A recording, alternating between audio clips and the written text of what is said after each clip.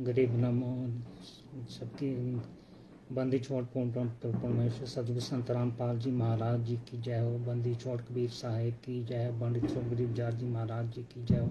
स्वामी राम देवानंद दादा गुरु जी महाराज जी की जय हो। बंदी छोड़ पूर्ण ब्रह्म पूर्ण परमेश्वर सदगुरु संत रामपाल जी महाराज जी की जय हो। सभी जगत और भगत सभी भक्त लोगों को सत साहिब और जगत के लोगों को राम राम।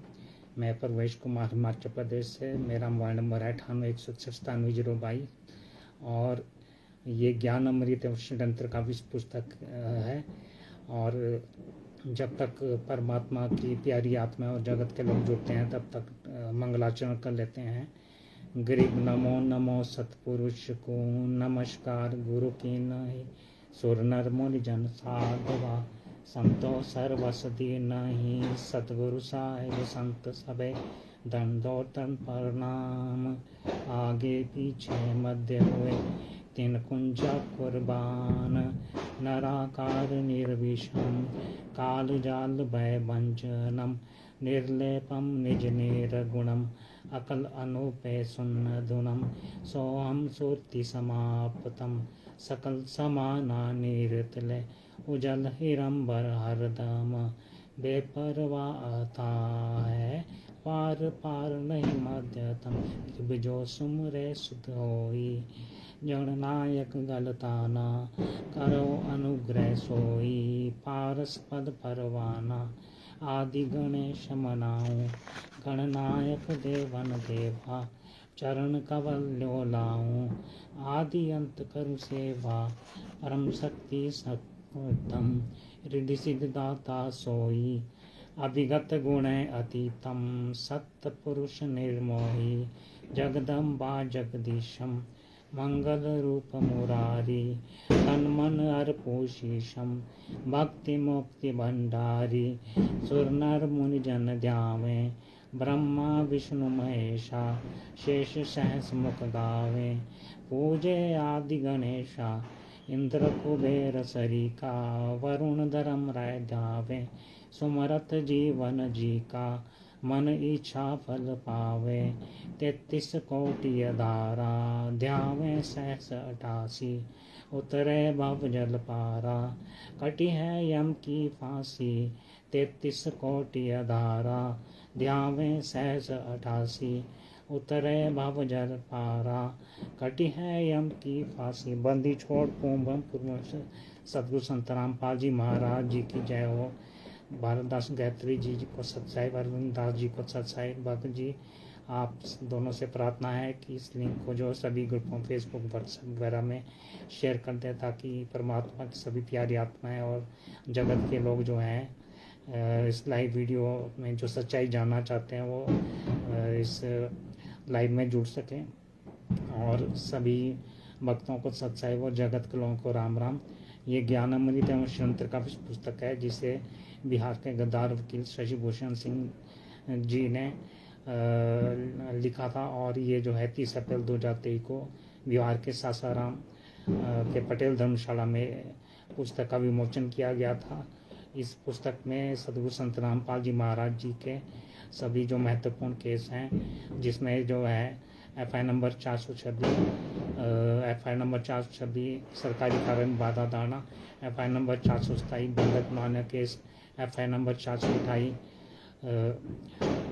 राजद्रोह का केस, FI नंबर 429 4 महिला एक बच्चे की हत्या, FI नंबर 430 एक महिला की हत्या, FI नंबर 443 आवश्यक वस्तु अधिनियम IPC एक्ट के तहत आवश्यकता से अधिक गैस सिलेंडर का पाया जाना और बरामद किया जाना। तो इसमें जो है उस FI नंबर 443 में जो है सदगुरु संत रामपाल जी महाराज को जब दोषी करार दिया गया तो उसके अगेंस्ट अपील दायर की गई थी। तो उसका भी इसमें विवरण है। तो 30 अप्रैल 2023 तक जब तक ये पुस्तक जो है छापी गई थी, जब तक इसका विमोचन हुआ था उससे 8-8.5 महीने पहले पुस्तक जब से लिखना शुरू की गई थी तो तब तक जो है FI नंबर 427 राजद्रोह का केस उसका भी तब तक इसमें विवरण दिया गया है। जो केस जो है हिसार कोर्ट में राजद्रोह का केस अभी तक चल रहा है। तो ईश्वर दास जी सत साहिब और तो सभी भक्त और जगत के लोगों से प्रार्थना है कि इस पुस्तक को बिहार के एडवोकेट शशिभूषण सिंह से जो है उसका मोबाइल नंबर 99 315 92 उससे मंगवा कर और उसके व्हाट्सएप में अपना पूरा नाम पता एड्रेस पिन कोड सहित मोबाइल नंबर सहित देकर इस पुस्तक को वहाँ से अवश्य मंगवाएं, और ताकि आप लोग जो है सच्चाई से रूबरू हो सकें और इसमें जो सच्चे संत संत रामपाल जी महाराज जी के जो षड्यंत्र रचे गए उससे आप जो है सच्चाई से आप अवगत हो सकें और अपने आत्म कल्याण के लिए जो है भी जागरूक हो सके। राम नाम जी को सच्चाई पर। तो ये पुस्तक जो है बिहार के सिविल कोर्ट के एडवोकेट शशिभूषण सिंह से जरूर मंगवाएं। तो इससे पहले कि मैं आज के विषय में आता हूँ, तो फिर जो ये शशिभूषण सिंह जी जिन्होंने जो है ये पुस्तक लिखी है ज्ञानम श्रीगंथ काव्य, तो फिर इससे पहले मैं जो गुरु जी का संत रामपाल जी महाराज जी का जो माफ़ीनामा पंजाब हाई कोर्ट चंडीगढ़ में जो फर्जी तरीके से माफ़ीनामा लगाया गया है, जिसमें जो है उनसे जो है उनके पहले माफ़ीनामे को जो है इग्नोर करते हुए जो 26/8/2014 को उन्होंने संत रामपाल जी महाराज जी ने पंजाब हरियाणा हाई कोर्ट में डायरेक्ट जाकर हलफनामा एफिडेविट दिया था कि ये राष्ट्रीय समाज सेवा समिति मेरी नहीं है, और ये काले कमांडो जिन्होंने हिसार रोहतक कोर्ट को 14/7/2014 को जो है घेर के रखा था, तो ये काले कमांडो और ये मेरे नहीं हैं, और ये अपनी मर्जी से इन्होंने जो है राष्ट्रीय समाज सेवा समिति के आदेश पर जो है इन्होंने हिसार रोहतक कोर्ट का घेराव किया था और जयकारे संत रामपाल जी महाराज के लगाए गए थे। तो ये सब जो है उनको साधु संत रामपाल जी महाराज जी ने अपने किसी आदेश में जो है उनको रोहतक कोर्ट हिसार कोर्ट में उन्होंने नहीं बुलाया था, ये अपनी मर्जी से वहाँ इकट्ठे हुए थे। तो अब अवमानना जो है राष्ट्रीय समाज सेवा समिति ने करवाई और इस संचालक राम कुंवर ढाका है, तो कोर्ट जो है उनको बुलाकर राम कुंवर ढाका को कोर्ट में बुलाकर इस बारे में पूछ सकती है। इस एफिडेविट को इग्नोर करते हुए जो है अब उनका वकालतनामा तो इनके पास आ चुका है। जो वकालतनामा जो जिस भी वकील को संत रामपाल जी महाराज जी ने शुरू में दिया था, एक वकील जो है वकालतनामा देने के बाद साइन मार के जो है दूसरे वकीलों को भी अपना साइन मार कर दूसरे वकीलों को भी दे सकता है। तो वकालतनामा उनके पास आ चुका है। तो अब जो है वकालतनामा उनके पास होने की वजह से अर्जुन शिवरन वकील ने जो पंजाब हरियाणा हाई कोर्ट में जो है वकालतनामा के माध्यम से जो है साधु संत रामपाल जी महाराज जी का फर्जी माफ़ीनामा जो है पंजाब हरियाणा हाई कोर्ट में लगा दिया और उनसे जो है माफ़ी मंगवा दी, जबकि वो माफ़ीनामा जो है साधु संत रामपाल जी महाराज जी के सत्संग वचनों के बिल्कुल विरुद्ध है। उसमें उन्होंने माफ़ीनामे जो में कुछ तथ्य वर्णन किए हैं, ब्लड डोनेशन कैंप, अन्नपूर्णा मुहिम और जगत के लोगों के 1000 से अधिक घर बनवाना और राहत के लिए जो है मोटे और केबल वगैरह बिछवाना, ये सब इत्यादि इस बारे में पहली वीडियो बनाया जा चुका है। तो ये सब उनके सत्संग वचनों के विरुद्ध है और ये इस तरह का माफ़ीनामा साधु संत रामपाल जी महाराज लिख ही नहीं सकते। तो फिर ये फर्जी तरीके से माफ़ीनामा लगवा कर साधु संत रामपाल जी महाराज जी को मानव वाले केस में दोषी साबित करने का षड्यंत्र है। और इस बारे में जो है शशिभूषण सिंह वकील ने अपने पिछले कल 19/10/2025 को यूट्यूब में 16 मिनट 25 सेकंड का यूट्यूब में वीडियो डालकर और जो कोर्ट का जजमेंट है 8/10/2025 को उसको धाराप्रवाह रूप से बोलकर जो है और उसके अलावा और कुछ एक्स्ट्रा अपनी तरफ से नहीं बताया, जबकि ये खुद जानता है कि ये संत रामपाल जी महाराज पंजाब हाई कोर्ट में डायरेक्ट रूप से उपस्थित नहीं हुए थे और ये माफ़ीनामा फर्जी तरीके से लगवाया गया है। फिर भी उस जजमेंट के अलावा जो है शशि भूषण सिंह जी ने एक शब्द एक्स्ट्रा नहीं बोला, ना ही अपने लाइव वीडियो में शाम को आकर 19/10/2025 को ये इस बारे में, ये जो हिंदू फ्रंट फॉर जस्टिस के बारे में बताने के लिए ये लाइव आया था, उसमें भी इस बारे में अपने ही उसी वीडियो का रेफरेंस दिया और एक्स्ट्रा कुछ नहीं बताया। तो ये तो वकील होते हुए सब कुछ जानता है, तो उस वीडियो को कोई भी जगत का व्यक्ति देखेगा तो ये समझेगा कि अदालत की अवमानना जो है सदगुरु संत रामपाल जी महाराज जी ने की, और उन्होंने अब वो माफ़ी मांग रहे हैं। तो संत रामपाल जी महाराज जी दोषी हैं, और जब उनके ऊपर दोष, अगर वो दोषी हैं तो फिर बरवाला कांड में जो प्रशासन के ऊपर हमला कराया और आश्रम के अंदर जो भी हत्याएं हुई, और राजद्रोह के केस में फिर वो सभी दोषों का सभी केसों में तो संत रामपाल जी महाराज जी दोषी प्रूव हो गए। तो फिर ये अपने आप को जो है संत रामपाल जी महाराज जी के शिष्य बताते हैं, पर कार्य जो है इन्होंने सदगुरु संत रामपाल जी महाराज जी के बारे में सच्चाई बताने के लिए जो है एक शब्द एक्स्ट्रा उस जजमेंट के अलावा नहीं बोला। धारा प्रभाव बोलते गए अपने सब्सक्राइबर और पैसे कमाने के लिए, अपने चैनल को बढ़ाने के लिए। तो किस तरह फिर ये अपने आप को सदगुरु संत रामपाल जी महाराज जी के कैसे शिष्य हैं, जबकि सदगुरु संत रामपाल जी महाराज जी ने बताया कि अपने सत्संगों में बताया कि समन और नेकी ने जो है कबीर साहिब जो उनके सदगुरु थे उनकी इज्जत बचाने के लिए जो है अपने लड़के से उसकी गर्दन काट दी थी। तो इन्होंने सदगुरु संत रामपाल जी महाराज जी की इज्जत बचाने के लिए एक शब्द तक नहीं बोल पाए। तो ये किस तरह के शिष्य हैं। रामचंद्र दास जी को सत साहिब, गीता राजपूत जी को सत साहिब, राम विश्वास दास जी को सत साहिब, गोविंद राजपूत जी को सत साहिब। तो फिर इस तरह से जो है, और दूसरे के ऊपर जो है ये ऑब्जेक्शन करते हैं। कोई अगर सही कार्य सच्चाई की तरफ चलना चाहता है तो उसके बारे में जरूरी ऑब्जेक्शन करेंगे। और सदगुरु संत रामपाल जी महाराज जी ने तो हमेशा सच्चाई के पक्ष में चलने के लिए सीख दी अपने सत्संग वचनों में। उन्होंने जो है हमेशा सत्संग वचनों में अपने सच्चाई पर चलने के लिए सीख दी है, और इसी तरह के ही उन्होंने सत्संग का उदाहरण दिया। हरिश्चंद्र, राजा हरिश्चंद्र का सत्संगों में उदाहरण दिया उन्होंने। सत्य के लिए जो है अपने पत्नी और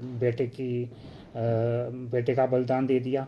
तो उनके सदगुरु वचन पे ना चल के ये जो इस तरह से जो है गुमराह करने काम करते हैं, दूसरे के कार्यों पे ऑब्जेक्शन करते हैं, खुद को सच्चा शिष्य खुद को सच्चा शिष्य प्रूव करने की कोशिश करते हैं, और आते हैं सिर्फ अपने बचाव के लिए लाइव में आते हैं, अपने सदगुरु संत रामपाल जी महाराज जी के लिए लाइव में नहीं आते हैं, और उवाबाई बकने के लिए लाइव में आते हैं। तो मैंने ये उनका ये सारा यूट्यूब का वीडियो और उनका पिछले कल का लाइव भी देखा।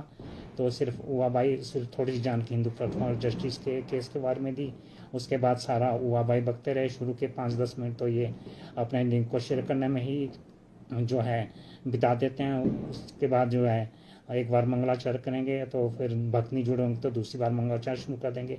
तो मंगलाचरण तो सभी भक्त घर में करते ही हैं, तो इस तरह जो है ये टाइम वेस्ट करते हैं। मोती राम जी को सत साहिब। तो मैं अपने विषय पे आता हूँ कि आज का मेरा विषय है हिंदू फ्रंट फॉर जस्टिस ने जो उत्तर प्रदेश हाई कोर्ट की इलाहाबाद ब्रांच में जो केस किया है, तो वो केस जो है जो मिलावटी और अश्लील भाषा में जो पुस्तकों में मिलावट की गई है, उनके खिलाफ जो बाकी धर्मों की जो भावनाएं आहत हो रही हैं उसके अगेंस्ट उन्होंने उन पुस्तकों के अगेंस्ट वो केस किया है, ना कि सदगुरु संत रामपाल जी महाराज जी के खिलाफ केस किया है। तो ये जितने भी हम जो है हम भी इन्हीं अश्लील पुस्तकों का विरोध कर रहे थे, और वो शशि भूषण जी भी इन्हीं अश्लील पुस्तकों का विरोध कर रहे थे।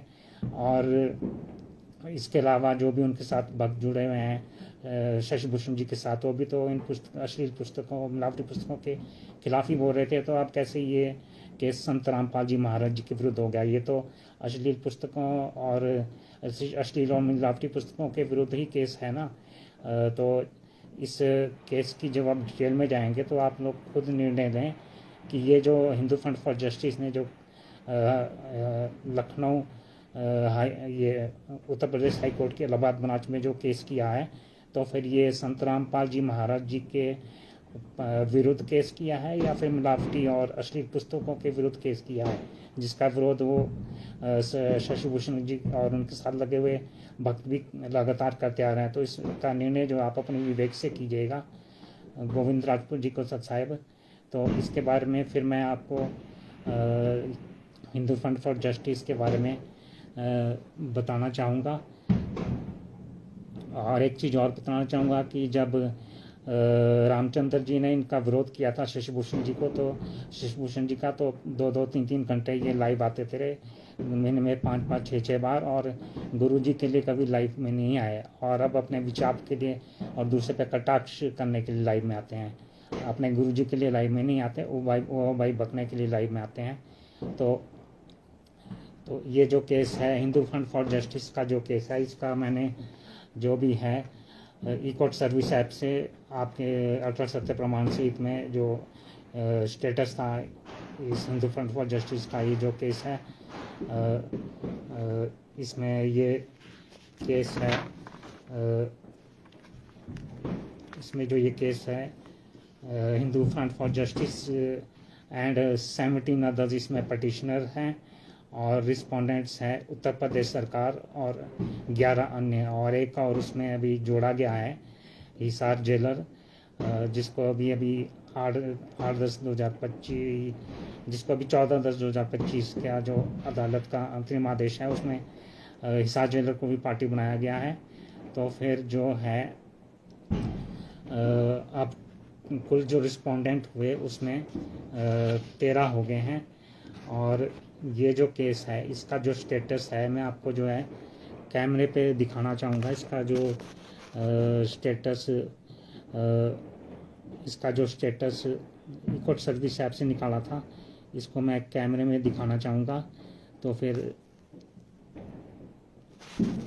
ये केस का स्टेटस आप कैमरे में देख सकते हैं। मेरे पास हालांकि अब स्टैंड जो मैंने मंगाया था ये मोबाइल का स्टैंड, वो कल तक मेरे पास पहुंचेगा, मेरे पास पहुंचा नहीं है। फिर मैं कोशिश करूंगा कि आपको जो है प्रमाण में दिखा सकूं। तो ये प्रिंट मैंने जो है कोर्ट सर्विस ऐप से निकाला है, ये इसकी केस हिस्ट्री है हाई कोर्ट की, और इसमें ये केस की डिटेल है। ये केस टाइप है रिट सिविल, फाइलिंग नंबर है 24-259/2025, और ये फाइलिंग डेट थी इसकी 2/7/2025।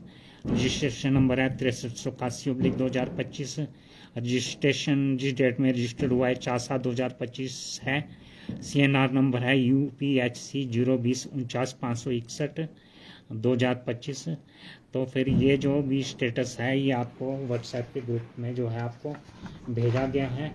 और इसमें जो है ये केस शुरू हुआ था जब फर्स्ट हेयरिंग डेट थी 8/7/2025 को फर्स्ट हेयरिंग डेट है इसमें, और अगली हेयरिंग डेट इसमें 4 नवंबर 2025 की पड़ी है।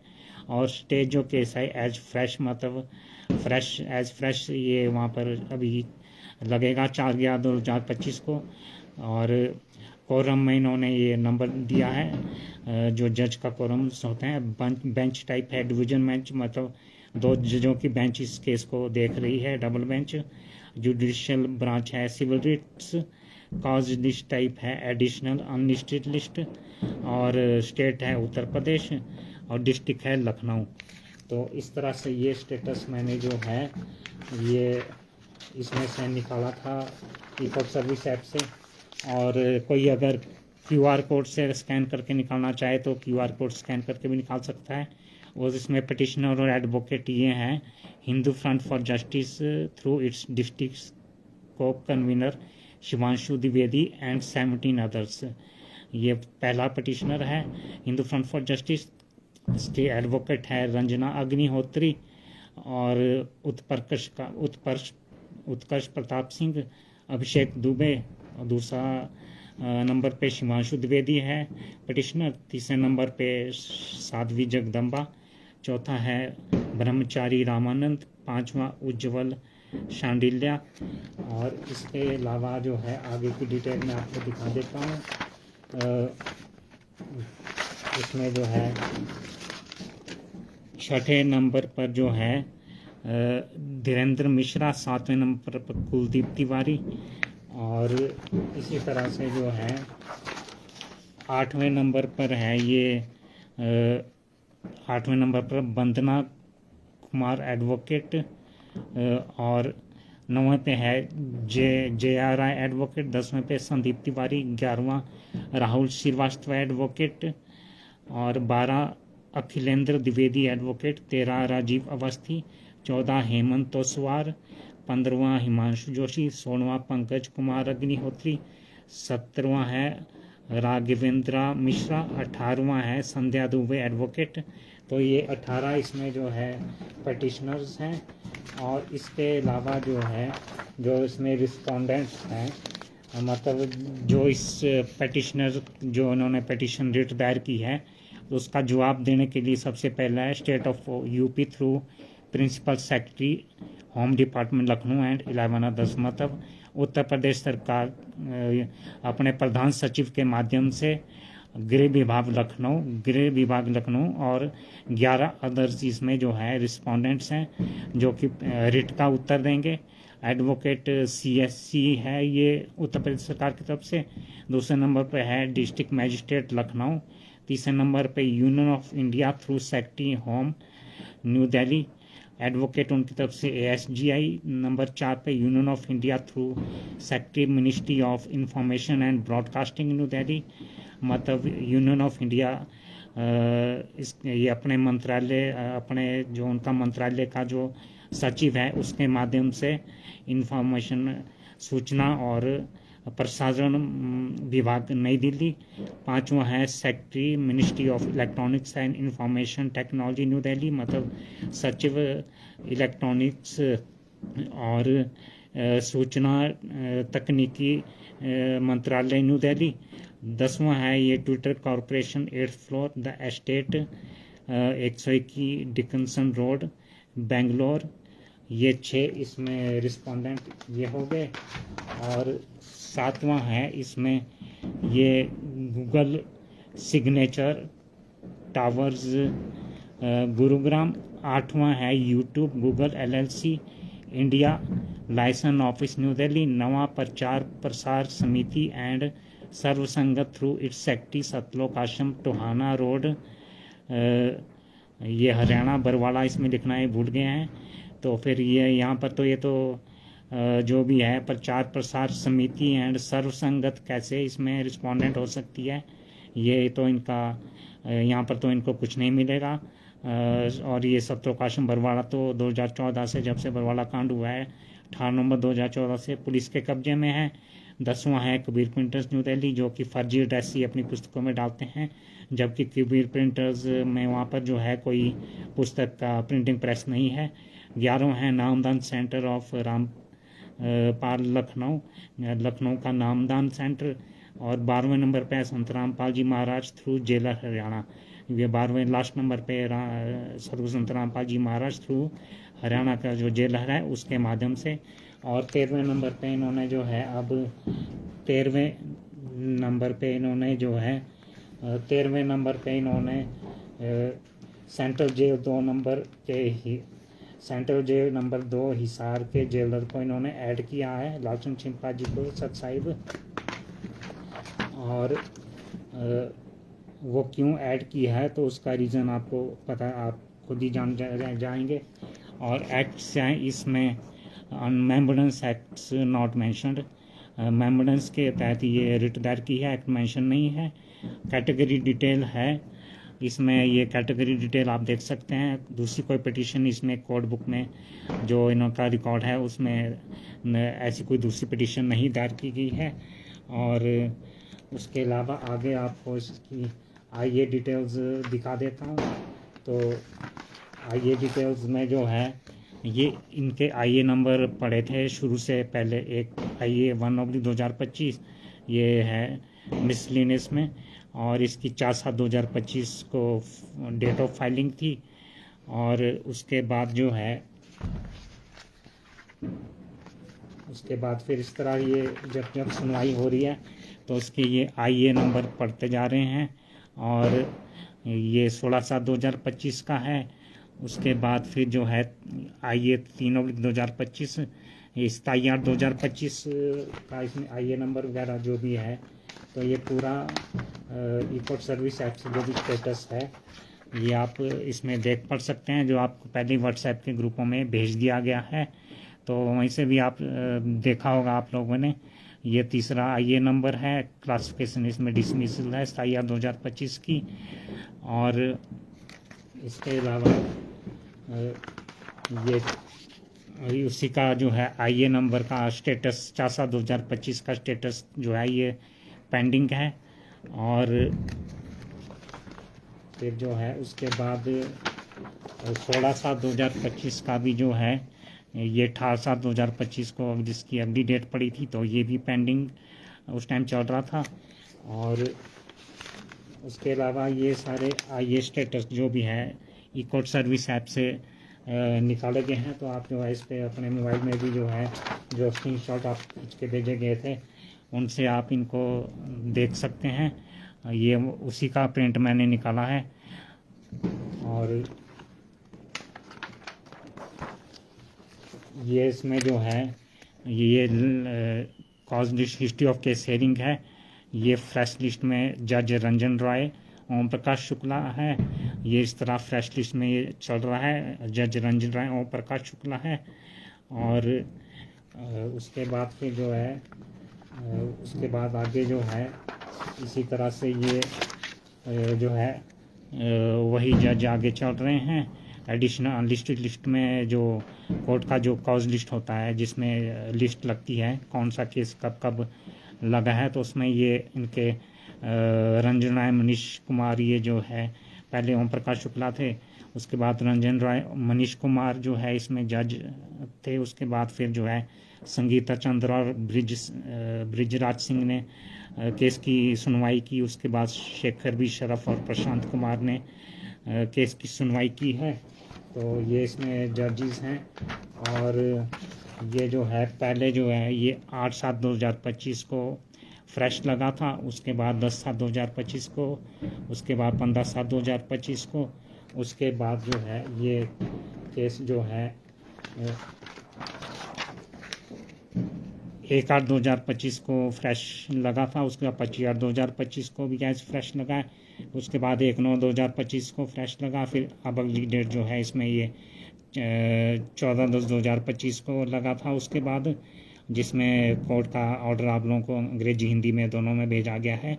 और 4/11/2025 को एज फ्रेश ने इसमें अगली डेट पड़ी है। और इसमें इंटरिम ऑर्डर्स की जो डिटेल है, इंटरिम ऑर्डर्स ये ऑर्डर नंबर 1 था, 10/7/2025 का पहला इंटरिम ऑर्डर था, 1/8/2025 का दूसरा इंटरिम ऑर्डर था और 14/10/2025 का तीसरा था। तो फिर ये जो है इस तरह से जो है ये 3 इंटरिम ऑर्डर्स, इनका जो है प्रिंट हिंदी अंग्रेजी में आप लोगों को इसका हिंदी अंग्रेजी में जो है ऑर्डर निकाल के आप लोगों को भेज दिया गया था। और ये है इसमें ऑब्जेक्शन डिटेल्स, तो इसमें 4/7/2025 को स्क्रूटनी की गई थी और कोई ऑब्जेक्शन उसमें पाया नहीं गया था। तो ये इसका ई-कोर्ट सर्विस ऐप से इसका स्टेटस था। और ये अगली डेट इसमें 4/11/2025 को ये कोर्ट ऑफ जिस कोर्ट में लगा है इसका CNR नंबर है। और ये कॉज ये रिट सिविल टाइप 83/2025 है। ये पटिशनर और रिस्पोंडेंट्स हैं। और ये 14/10/2025 में जो है इसमें ये एज फ्रेश अब 4/11/2025 को अगली डेट इसमें पड़ी है। तो ये इसका जो है इस तरह से जो है इसका ये ई-कोर्ट सर्विस ऐप से इसका स्टेटस ये है। और इसके अलावा जो है इसमें हिंदी अंग्रेजी दोनों में आप लोगों को जो है इसका इंटरिम ऑर्डर भेज दिया गया था। तो ये है कोर्ट नंबर 2, केस है writ civil number 6381/2025। Petitioner Hindu front for justice through its district को convener Shivanshu Dwivedi and 17 others. तो मतलब हिंदू फ्रंट फॉर जस्टिस इसका जो डिस्ट्रिक्ट को कन्वीनर है शिवांशु द्विवेदी और 17 अन्य रिस्पोंडेंट है state of UP through principal secretary home department Lucknow and 11 others. मतलब उत्तर प्रदेश सरकार अपने प्रधान सचिव के माध्यम से, गृह विभाग के माध्यम, लखनऊ के माध्यम से, और 11 अदर्स। और काउंसिल फॉर पिटिशनर है ये जो पिटिशनर के वकील हैं रंजना अग्निहोत्री, अभिषेक दुबे, उत्कर्ष प्रताप सिंह, और काउंसिल फॉर रिस्पोंडेंट जो है उत्तर प्रदेश सरकार की तरफ से CSC ASGI। और इसमें जो पहला ये इंटीम ऑर्डर है, अब इसमें ऑनरेबल रंजन रॉय और ऑनरेबल ओम प्रकाश शुक्ला जज हैं। तो नंबर 1 उन्होंने मतलब हार्ड मतलब केस को सुना। Miss Ranjana Agnihotri learned council for petitioner, Shri Manish Mishra learned chief standing council for the state. Miss Ranjana Agnihotri इसमें जो वकील थी पिटिशनर की तरफ से, और Shri Manish Mishra learned additional chief standing council ये है, ये उत्तर प्रदेश सरकार की तरफ से जो है इसमें वकील थे। तो फिर जो आपने हिंदी में भी ऑर्डर पर देखा होगा तो उसमें आप देख सकते हैं। और इसमें इन्होंने लिखा कि we have perused the records, मतलब इन्होंने जो है रिकॉर्ड्स को जो है ध्यान से देखा जजों ने। और as also provision contained in section 98 of Bharatiya Nagarik सुरक्षा संहिता 2023। और मतलब जो भारतीय नागरिक सुरक्षा संहिता 2023 का जो 98 सेक्शंस हैं उसमें जो प्रावधान हैं उनको भी ध्यान से देखा है। एज और दूसरे जो सेक्शन है 152, 196, 197, 294, 295, 299 ऑफ भारतीय न्याय संहिता 2023, भारतीय न्याय संहिता 2023 का जो धारा 152, 196, 197, 294, 295, 299 जो है उसको भी इन्होंने ध्यान से उसकी तरफ भी ध्यान दिया है। As also representation annexed to the writ petition, जो रिट पिटीशन में जो रिप्रेजेंटेशन इन्होंने मतलब जो रिप्रेजेंटेशन रिट पिटीशन के साथ लगाई है उसको भी पढ़ा है, जिसकी कॉपीज जो है which have been sent to the state government, जिसकी कॉपीज जो है मतलब स्टेट गवर्नमेंट को उत्तर प्रदेश सरकार को जो है भेज दी गई है। Let Shri Manish Mishra learned additional chief standing counsel seek instruction as to whether any action has been initiated on the representation। मतलब श्री मनीष मिश्रा जो learned additional chief standing council मतलब वकील हैं, ये रिस्पोंडेंट उत्तर प्रदेश सरकार की तरफ से, उनको जो है इसमें इंस्ट्रक्शंस देनी है उत्तर प्रदेश सरकार से कि क्या उत्तर प्रदेश सरकार ने इसमें कोई एक्शन जो है वो शुरू कर दिया है इस प्रेजेंटेशन के ऊपर। Copy of which has been forwarded to principal secretary, जिसकी कॉपी जो है ये पहले ही प्रधान सचिव डिपार्टमेंट ऑफ होम गृह मंत्रालय सिविल सेक्रेटरीट लखनऊ को जो है जो पहले ही आगे भेज दी गई है representation under section 98 of BNSS, मतलब धारा 98 of BNSS 2023, which is the stand of what is the stand of the state government, मतलब उत्तर प्रदेश सरकार का इस केस में क्या स्टैंड है उनका, इस केस के बारे में क्या उनका जो मतलब स्टैंड है। Whether it purpose to take any action, मतलब उत्तर प्रदेश सरकार की जो है इसमें रिप्रेजेंटेशन में कोई एक्शन लेना के लिए एक्शन लेने के लिए कोई एक्शन लेना चाहती है। इस बारे में इसमें मनीष मिश्रा जी ने जो वकील हैं उत्तर प्रदेश सरकार से, उन्होंने इंस्ट्रक्शन अपनी गवर्नमेंट उत्तर प्रदेश सरकार से इंस्ट्रक्शंस जो है वो मांगने के लिए उन्होंने जो है इस तरह से न्यायालय के सामने रखा है। और जी तो इस पैरे का मतलब यही है कि मतलब उत्तर प्रदेश सरकार जो है इस प्रेजेंटेशन पे कोई जो है एक्शन उनका स्टैंड क्या है उत्तर प्रदेश सरकार का, क्या वो इस प्रेजेंटेशन पे कोई एक्शन लेना चाहती है। तो इस तरह से फिर लिस्ट दिस केस ऑन 15/7/2025 को आगे 15/7/2025 को इस केस को जो एज फ्रेश लिस्ट कर दिया गया था।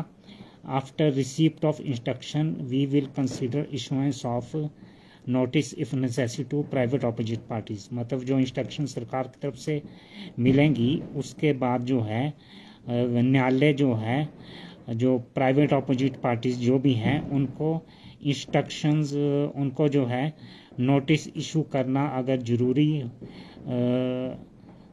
होगा, ज़रूरी समझेगा नोटिस इशू करना, तो प्राइवेट ऑपोजिट पार्टीज़ को नोटिस इशू करेगा।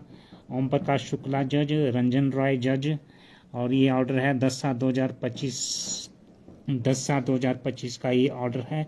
और पीयूष है जिसने ये ऑर्डर जो है इसको टाइप किया है। ये इनका 10/7/2025 का कोर्ट का ऑर्डर है। 15/7/2025 को आगे ये लगा था। ओम प्रकाश जी को सत साहिब। तो फिर इसमें जो धाराएं मेंशन की गई हैं, इस ऑर्डर में जो धाराएं मेंशन की गई हैं, तो उन धाराओं की तरफ मैं आपका ध्यान दिलाना चाहूँगा।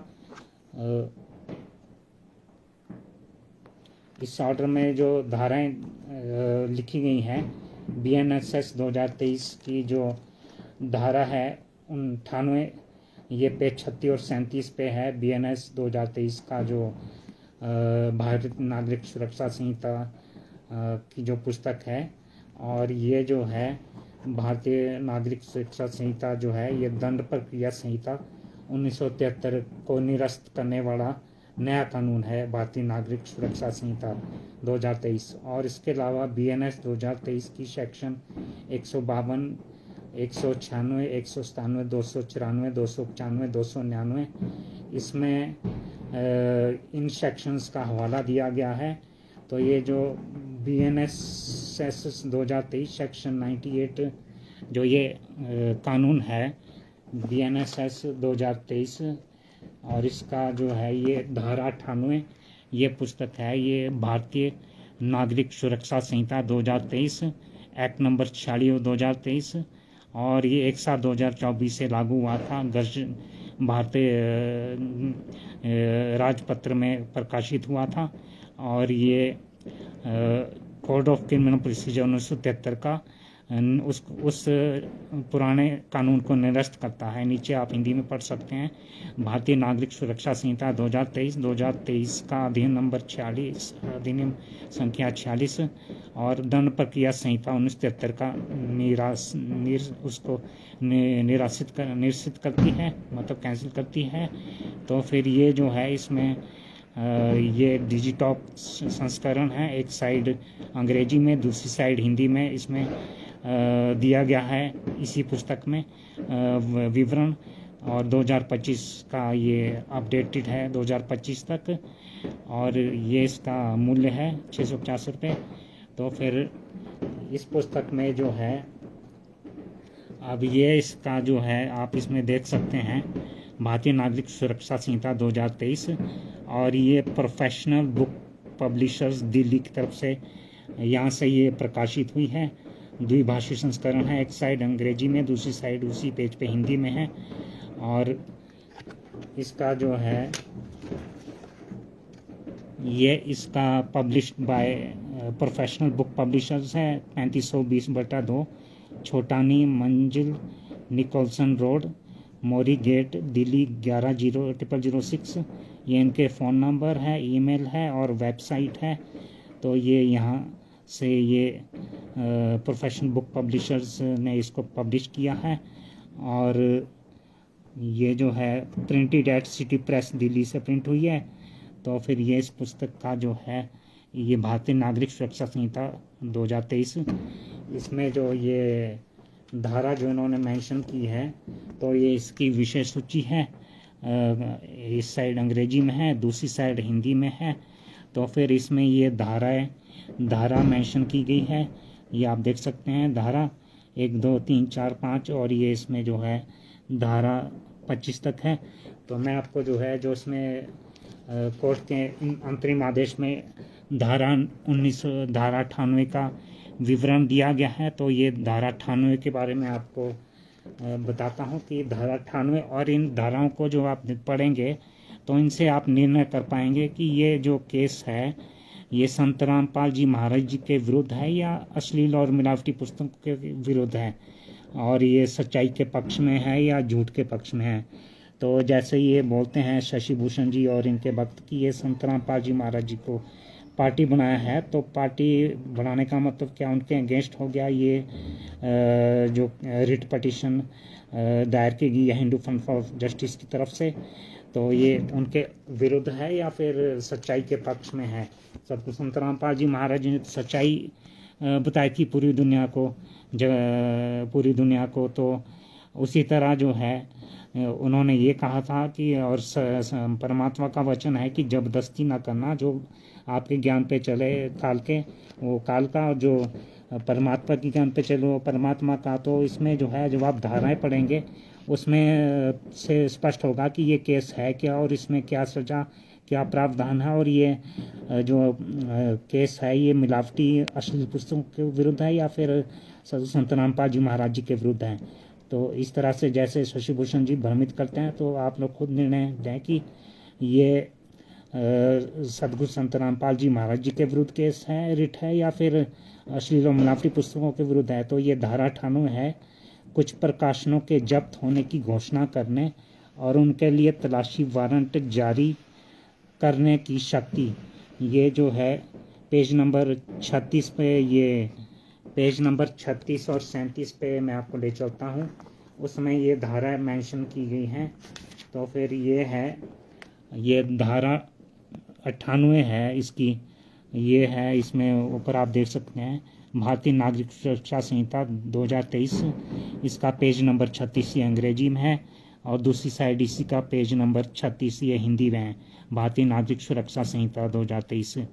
तो इसमें जो है ये जो मैंने ग्रीन हाईलाइटर से मार्क किया है, ये है धारा 98, कुछ प्रकाशनों के जब्त होने की घोषणा करने और उनके लिए तलाशी वारंट जारी करने की शक्ति। नंबर 1, जहां राज्य सरकार को प्रतीत होता है किसी समाचार या पुस्तक में या किसी दस्तावेज में, तो इसमें ये धारा 98 में मेंशन किया है कि कुछ प्रकाशनों के जब्त होने की घोषणा करने और उनके लिए तलाशी वारंट जारी करने की जो शक्ति है, मतलब कुछ प्रकाशनों के जब्त होने की घोषणा करने और उनके लिए तलाशी वारंट जारी करने की जो शक्ति है।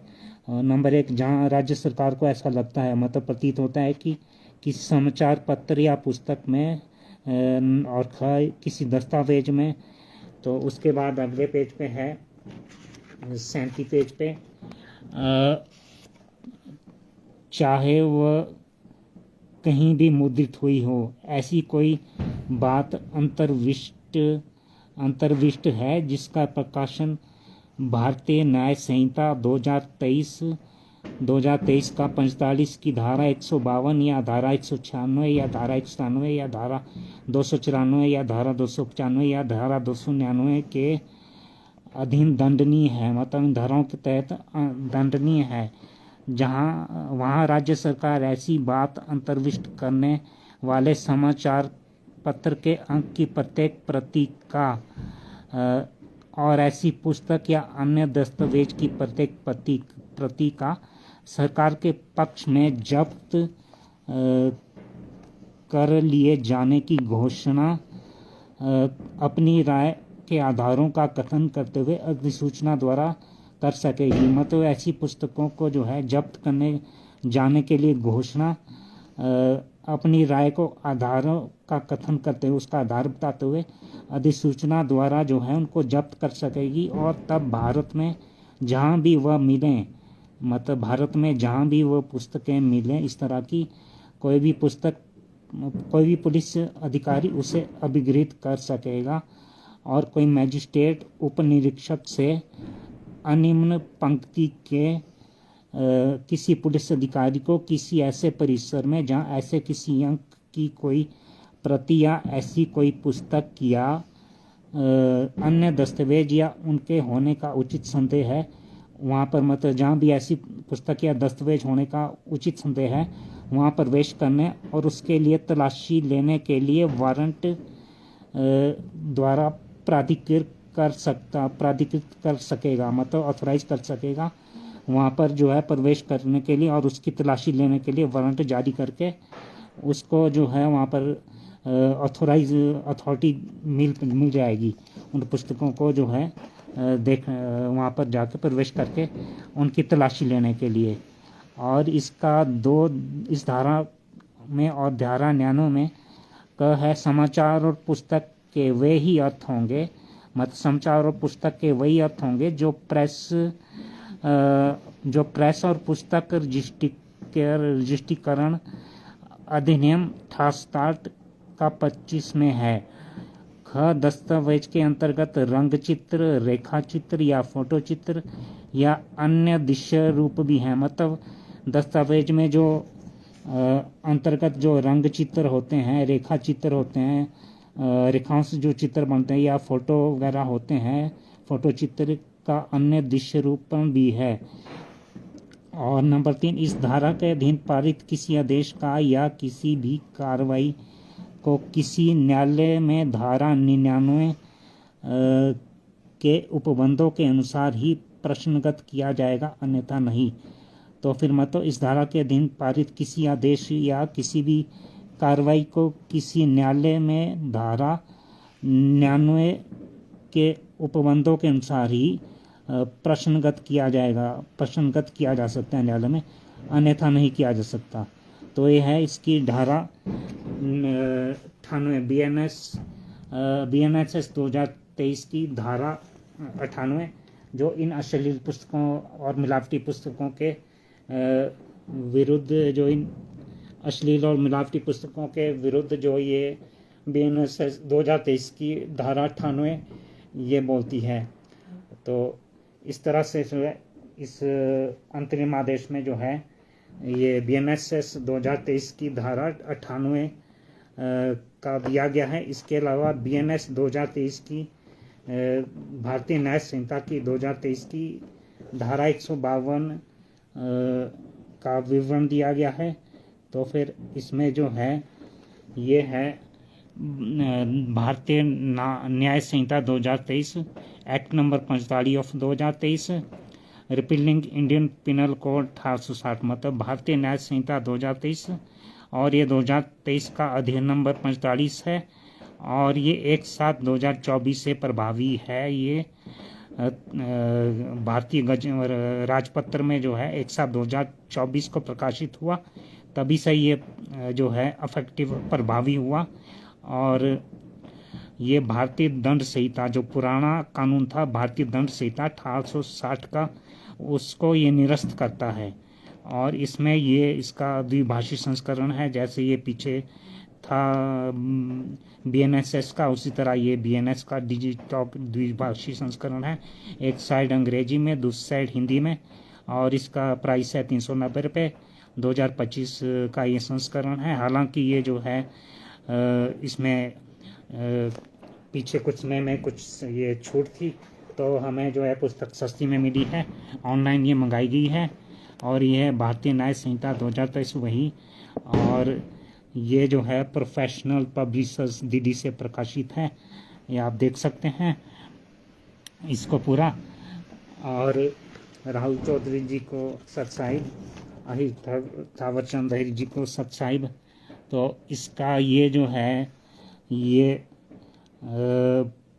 पब्लिश्ड बाय, मतलब जिसने प्रकाशित की है प्रोफेशनल बुक पब्लिशर्स, 350/2 छोटनी मंजिल, निकोलसन रोड, मोरी गेट, दिल्ली 11G0006।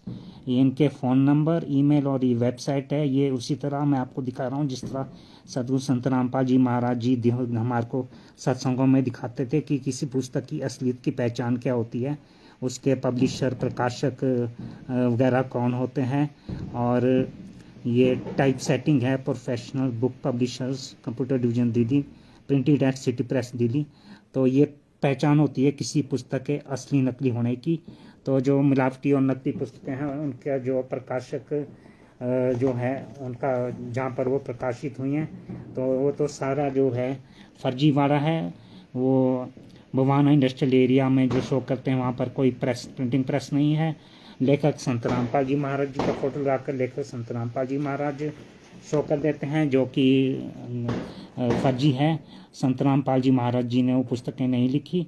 और ये इसके कंटेंट्स हैं भारतीय न्याय संहिता 2023 के, ये सेक्शंस है अंग्रेजी में चैप्टर वाइज, और ये साइड हिंदी में है भारतीय न्याय संहिता 2023 का। ये हिंदी में अध्याय 1 अध्याय 2 ये धारा है इसमें मेंशन की हुई 1 से लेकर ये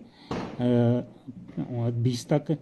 तो इसी तरह संत रामपाल जी महाराज जी ने हमारे को जब भी सत्संग सुनाया तो इसी तरह पुस्तकें जो हैं, पुस्तकों के बारे में हमें बताया कि किसी पुस्तक की असली पहचान वो भी इसी तरह दिखाते थे, प्रिंटर और लेखक और जहाँ पर पब्लिश हुई है और तो वो सब कुछ। और ये इसकी जो सेक्शंस आगे जो भी सेक्शंस हैं तो ये धाराएं हैं इस पुस्तक के।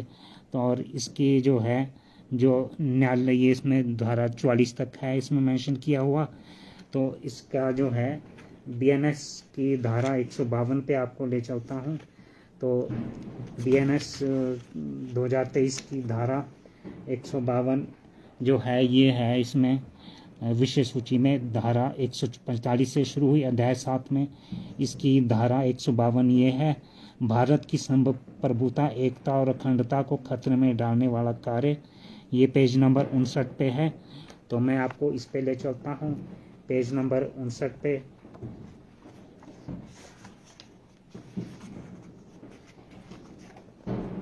तो ये है इसकी BNS की जो भारतीय न्याय संहिता 2023 ये है इसका पृष्ठ संख्या 59 और ये अध्याय 7 है। और इसका जो है धारा ये है 149, 150, 151, 152 मैंने अंकित की है ये पीले हाइलाइटर से। तो ये BNS की धारा 152 है, BNS 2023 की धारा 152, इसका पेज नंबर ये 59 है। इसका धारा 152 बोलती है भारत की संप्रभुता एकता और अखंडता को खतरे में डालने वाले कार्य जो कोई प्रयोजन पूर्वक या जानबूझकर बोले गए या लिखे गए शब्दों द्वारा या संकेतों द्वारा या दृश्य रूपण या इलेक्ट्रॉनिक संसूचना द्वारा या वित्तीय साधन के प्रयोग द्वारा या अन्यथा अलगाव या सशस्त्र विद्रोह या विध्वंसक क्रियाकलापों को प्रदीप्त करता है या प्रदीप्त करने का प्रयत्न करता है या अलगाववादी क्रियाकलापों की भावना को बढ़ावा देता है या भारत की संप्रभुता या एकता और अखंडता को खतरे में डालता है या ऐसे। उसके बाद अगले पेज पे हैं या ऐसे कृत्य में सम्मिलित होता है या उसे कारित करता है वह आजीवन कारावास से या ऐसे कारावास से जो 7 वर्ष तक हो सकेगा दंडनीय होगा और जुर्माने का भी दायी होगा। तो ये जो है इस तरह से इसमें उसके लिए आजीवन कारावास या ऐसे कारावास से जो 7 वर्ष तक का हो सकेगा दंडनीय होगा और जुर्माने का भी दायी होगा। स्पष्टीकरण, इस धारा में निर्दिष्ट क्रियाकलाप प्रदीप्त किए बिना या प्रदीप्त करने का प्रयास के बिना विधिपूर्वक साधनों द्वारा उनको परिवर्तित कराने की दृष्टि से सरकार के उपायों या प्रशासनिक या अन्य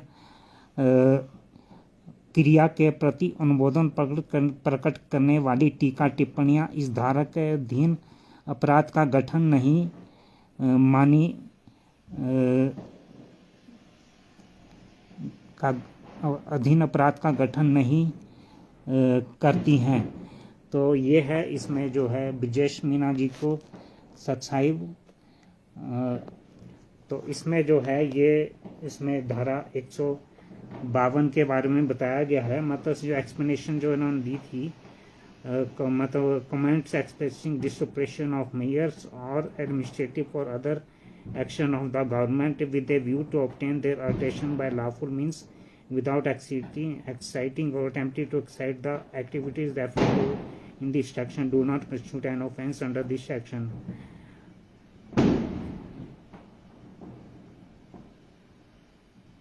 मतलब इसमें जो भी अल्ट्रेशन सरकार अगर किसी न्यायिक माध्यम से इसमें कोई अल्ट्रेशन करेगी इन बुक इस सामग्री में बिना किसी को उत्तेजित किए या किसी को उत्तेजित करने के प्रयास के बिना कोई उत्तेजित करने के प्रयास से जो भी एक्टिविटीज़ मतलब जो भी कार्य इस सेक्शन में उल्लेखित किए गए हैं वो जो है इस धारा के अंदर वो अपराध नहीं होंगे। इसका मतलब ये है इस स्पष्टीकरण का मतलब। तो इसकी भी जो है हिंदी और अंग्रेजी में जो है आप लोगों को इसकी फ़ोटो खींच के भेज दी गई थी इन धाराओं की इन पृष्ठों की, तो वहाँ से भी आप उस फ़ोटो से आप पढ़ सकते हैं। और इन पुस्तकों को जो है भगत समाज को मंगा लेना चाहिए, क्योंकि वकील तो हमें खुद ही बनाना पड़ेगा, क्योंकि जितने भी संत रामपाल जी महाराज जी के वकील शिष्य हैं वो तो सभी जो है उनके लिए तो कोई कार्य कर नहीं रहे।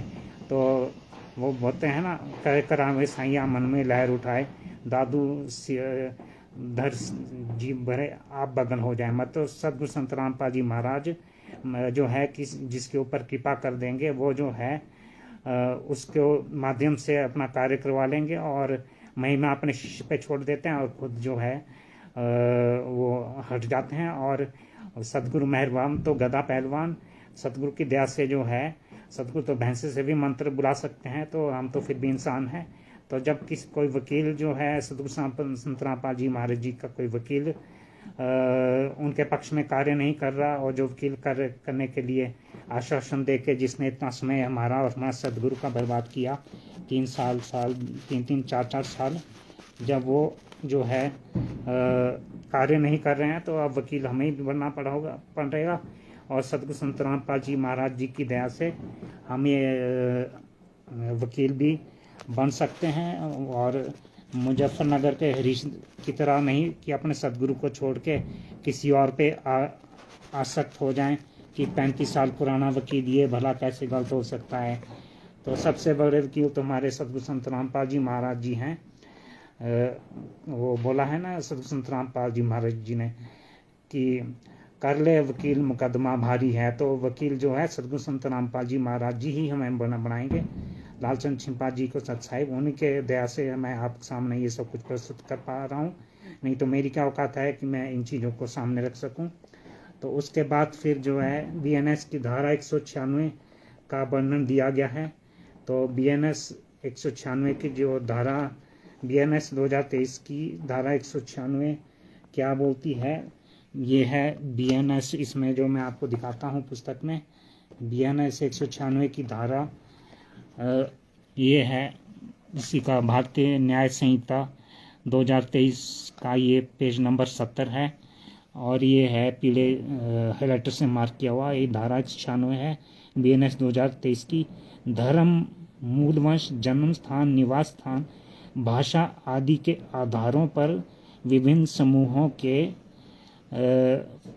बीच शत्रुता का संप्रवर्तन और सौहार्द बने रहने पर प्रतिकूल प्रभाव डालने वाले कार्य करना। मतलब जो धर्म, मूलवंश, जन्म स्थान, निवास स्थान, भाषा आदि इनके आधारों पर विभिन्न समूहों के बीच शत्रुता का संप्रवर्तन, मतलब उनमें शत्रुता पैदा करना और सौहार्द बने रहने, मतलब जो शांति आपस में बनी है उसके बने रहने पर प्रतिकूल प्रभाव डालने वाले कार्य करना।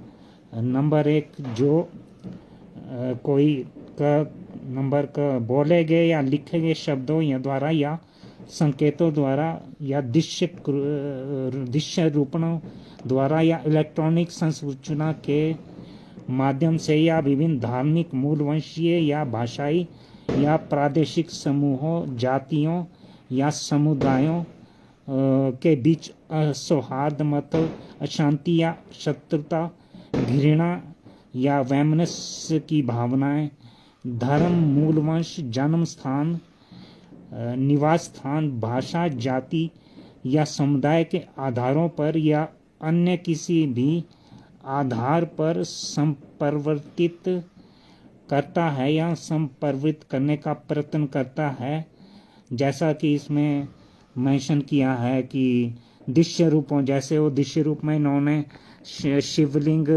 का दृश्य इन्होंने वो छापा है, जिस पुस्तक में छापा है शिवलिंग की गलत रूप से वर्णन किया गया है, तो उस तरह के जो ये शिवलिंग का वो चित्र जो है दृश्य रूप इसके अंतर्गत आ गया, दृश्य रूपणों द्वारा। तो इस तरह से ये गलत प्रयास करना और कोई ऐसा कार्य करना जो विभिन्न धार्मिक, मूलवंशीय, भाषाई या प्रादेशिक समूहों या जातियों या समुदायों के बीच सौहार्द बने रहने पर, मतलब उनके बीच शांति बने रहने पर प्रतिकूल प्रभाव डालने वाला है, और जो लोक प्रशांति में विघ्न डालता है या जिससे उसमें विघ्न पड़ना संभाव्य हो, मतलब जो लोक प्रशांति मतलब शांति, लोगों के बीच जो शांति में विघ्न डालता है या जिससे उसमें विघ्न पड़ना जो है संभव हो। और नंबर ग, कोई ऐसा अभ्यास, आंदोलन, क्रियावद या अन्य वैसा ही क्रियाकलाप इस आशय से संचालित करता है कि ऐसे क्रियाकलाप में भाग लेने वाले व्यक्ति किसी धार्मिक, मूलवंशीय, भाषाई या आपराधिक समूह या जाति या समुदाय के विरुद्ध आपराधिक बल या हिंसा का प्रयोग करेंगे, जैसा ये सत्तोक आश्रम मैनेजमेंट और राष्ट्रीय समाज सेवा समिति अलग अलग धर्मों के विरुद्ध टिप्पणियां करती है और उनके विरुद्ध जो है कई भक्तों के विरुद्ध आपराधिक बल का प्रयोग करती है, हिंसा का प्रयोग करेंगे या प्रयोग करने के लिए प्रशिक्षित किए जाएंगे, जैसे बरवाला कांड में इन्होंने काले कमांडो प्रशिक्षित किए, या संभाव्य जानते हुए संचालित करता है कि ऐसे क्रियाकलाप में भाग लेने वाले व्यक्ति किसी धार्मिक, मूलवंशीय, भाषाई या प्रादेशिक समूह या जाति या समुदाय के विरुद्ध आपराधिक बल या हिंसा का प्रयोग करेंगे, मतलब किसी समुदाय या जाति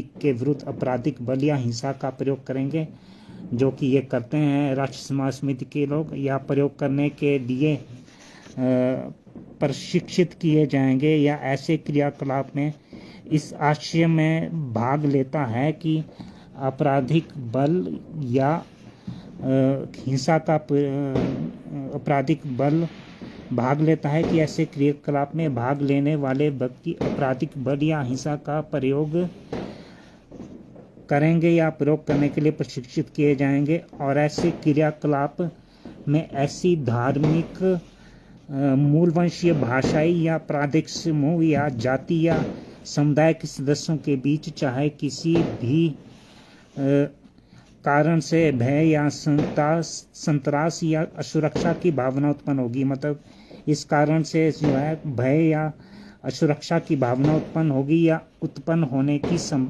संभाव्य है, मतलब उत्पन्न होना संभव है,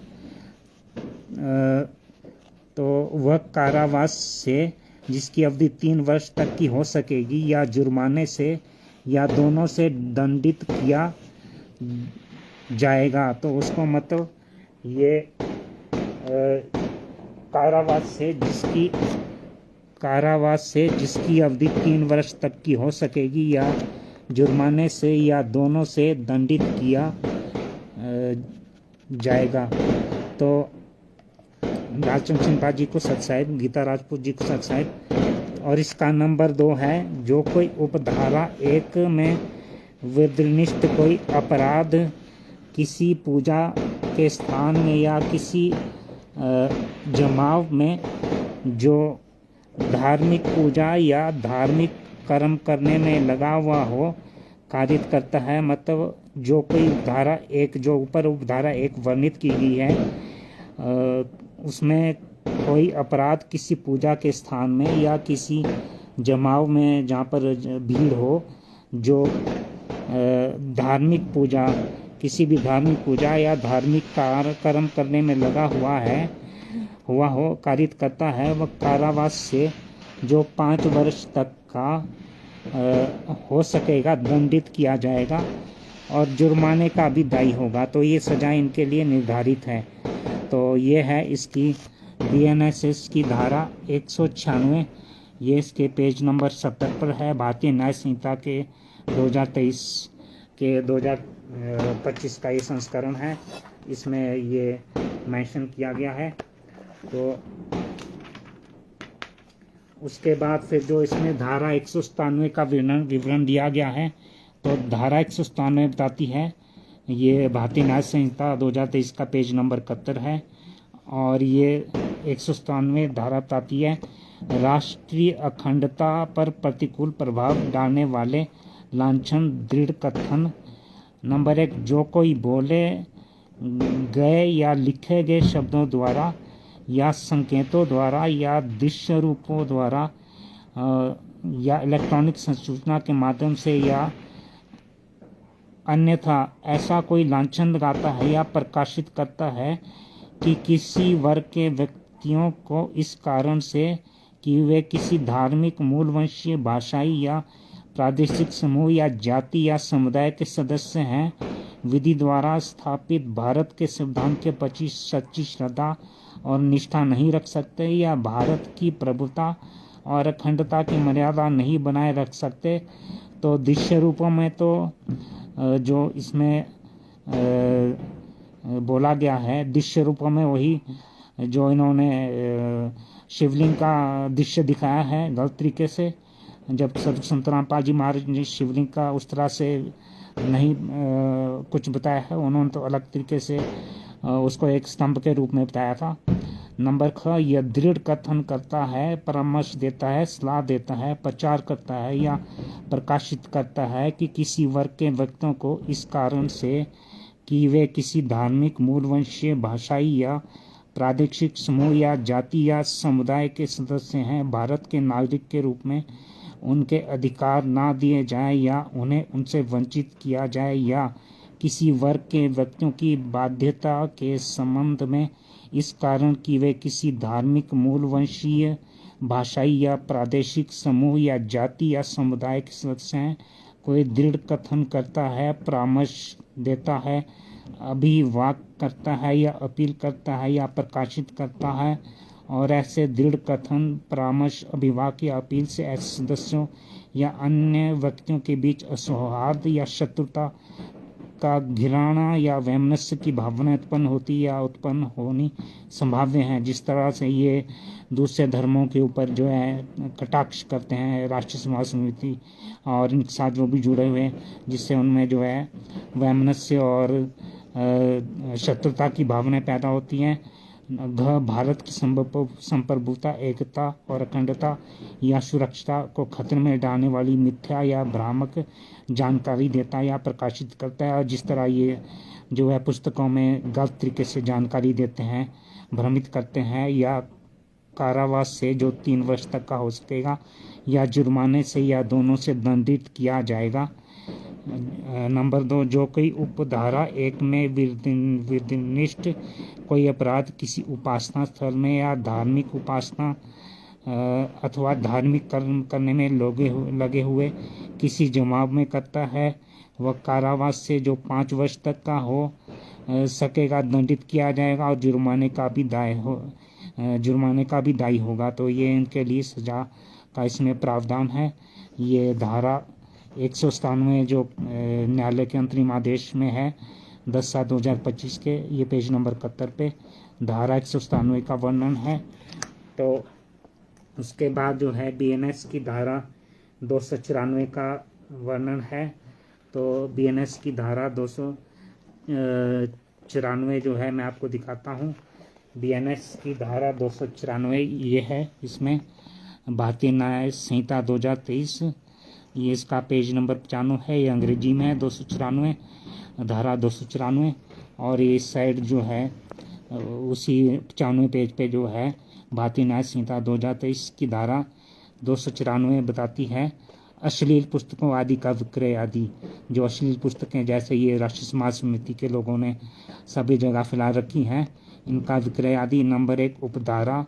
नंबर 2 प्रयोजन के लिए किसी पुस्तिका, कागज, लेख, रेखाचित्र रंग चित्र रूपण आकृति या अन्य वस्तु जिसके अंतर्गत इलेक्ट्रॉनिक प्रारूप में किसी अंतर वस्तु का प्रदर्शन भी है। अंतर वस्तु का प्रदर्शन जैसे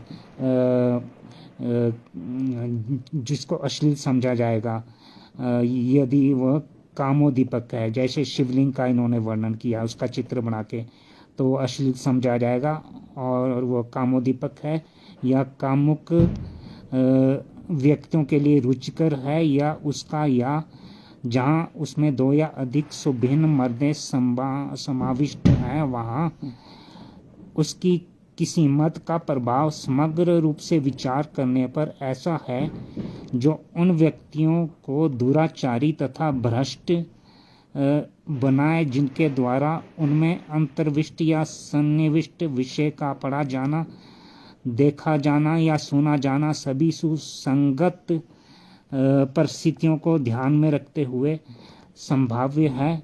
नंबर 2, जो कोई किसी अश्लील पुस्तक, पुस्तिका, कागज, रेखा चित्र, रंग चित्र, रूपण या आकृति या किसी भी अन्य अश्लील वस्तु को चाहे वह किसी भी रीतियों में कुछ भी बेचता है, भाड़े पर देता है, वितरित करता है, लोक प्रदर्शित करता है या उसको किसी भी प्रकार परिचालित करता है या उसे विक्रय, भाड़े, वितरण, लोक प्रदर्शन या परिचालन के प्रयोजनों के लिए रचता है, उत्पादित करता है या अपने कब्जे में रखता है, या किसी अश्लील वस्तु का आयात या निर्यात या ले जाना पूर्वोक्त प्रयोजनों में से किसी प्रयोजन के लिए करता है, या यह जानते हुए या यह विश्वास करने का कारण रखते हुए करता है कि ऐसा वस्तु बेची, भाड़े पर दी, वितरित या लोक प्रदर्शित या किसी प्रकार से परिचालित की जाएगी। नंबर ग, किसी ऐसे कारोबार में भाग लेता है या उससे लाभ प्राप्त करता है जिस कारोबार में वह यह जानता है कि यह विश्वास करने का कारण रखता है कि कोई ऐसी अश्लील वस्तु पूर्वोक्त प्रयोजनों में से किसी प्रयोजन के लिए रची जाती, उत्पादित की जाती, क्रय की जाती, रखी जाती, आयात की जाती, निर्यात की जाती, परिवहन की जाती, लोक प्रदर्शित की जाती, मतलब लोगों के बीच प्रदर्शित की जाती या किसी भी प्रकार से परिचालित की जाती है, या यह विज्ञप्ति करता है कि या किन्हीं साधनों द्वारा चाहे वह कुछ भी हो यह ज्ञात कराता है कि कोई व्यक्ति किसी ऐसे कार्य में जो इस धारा के अधीन अपराध है लगा हुआ है या लगने के लिए तैयार है, या यह किसी ऐसी अश्लील वस्तु किसी व्यक्ति से या किसी व्यक्ति के इस द्वारा प्राप्त की जा सकती है, या किस के बाद अगला है ड, किसी ऐसे कार्य को जो इस धारा के अधीन अपराध है करने की प्रस्थापना करेगा या करने का प्रयत्न करेगा। प्रथम दोष सिद्धि पर दोनों में किसी भांति के कारावास से जिसकी अवधि 2 वर्ष तक की हो सकेगी और जुर्माने से जो 5,000 रुपये तक का हो सकेगा, तथा द्वितीय या पश्चातवर्ती दोष सिद्धि की दशा में दोनों में से मतलब द्वितीय या पश्चातवर्ती उसके बाद दोष सिद्धि की दशा में, उसके बाद जो दोष सिद्ध होगा उसके ऊपर उसकी दशा में दोनों में से किसी भांति के कारावास से जिसकी अवधि 5 वर्ष तक की हो सकेगी और जुर्माने से भी जो 10,000 रुपये तक का हो सकेगा दंडित किया जाएगा। तो ये उसको इस तरह से दंडित किया जाएगा। अपवाद मतलब इसका एक्सेप्शन है कि इस धारा का विस्तार निम्नलिखित पर नहीं होगा। ये जो इस धारा का जो मतलब विस्तार है या प्रयोग जो है वो निम्नलिखित पर नहीं होगा।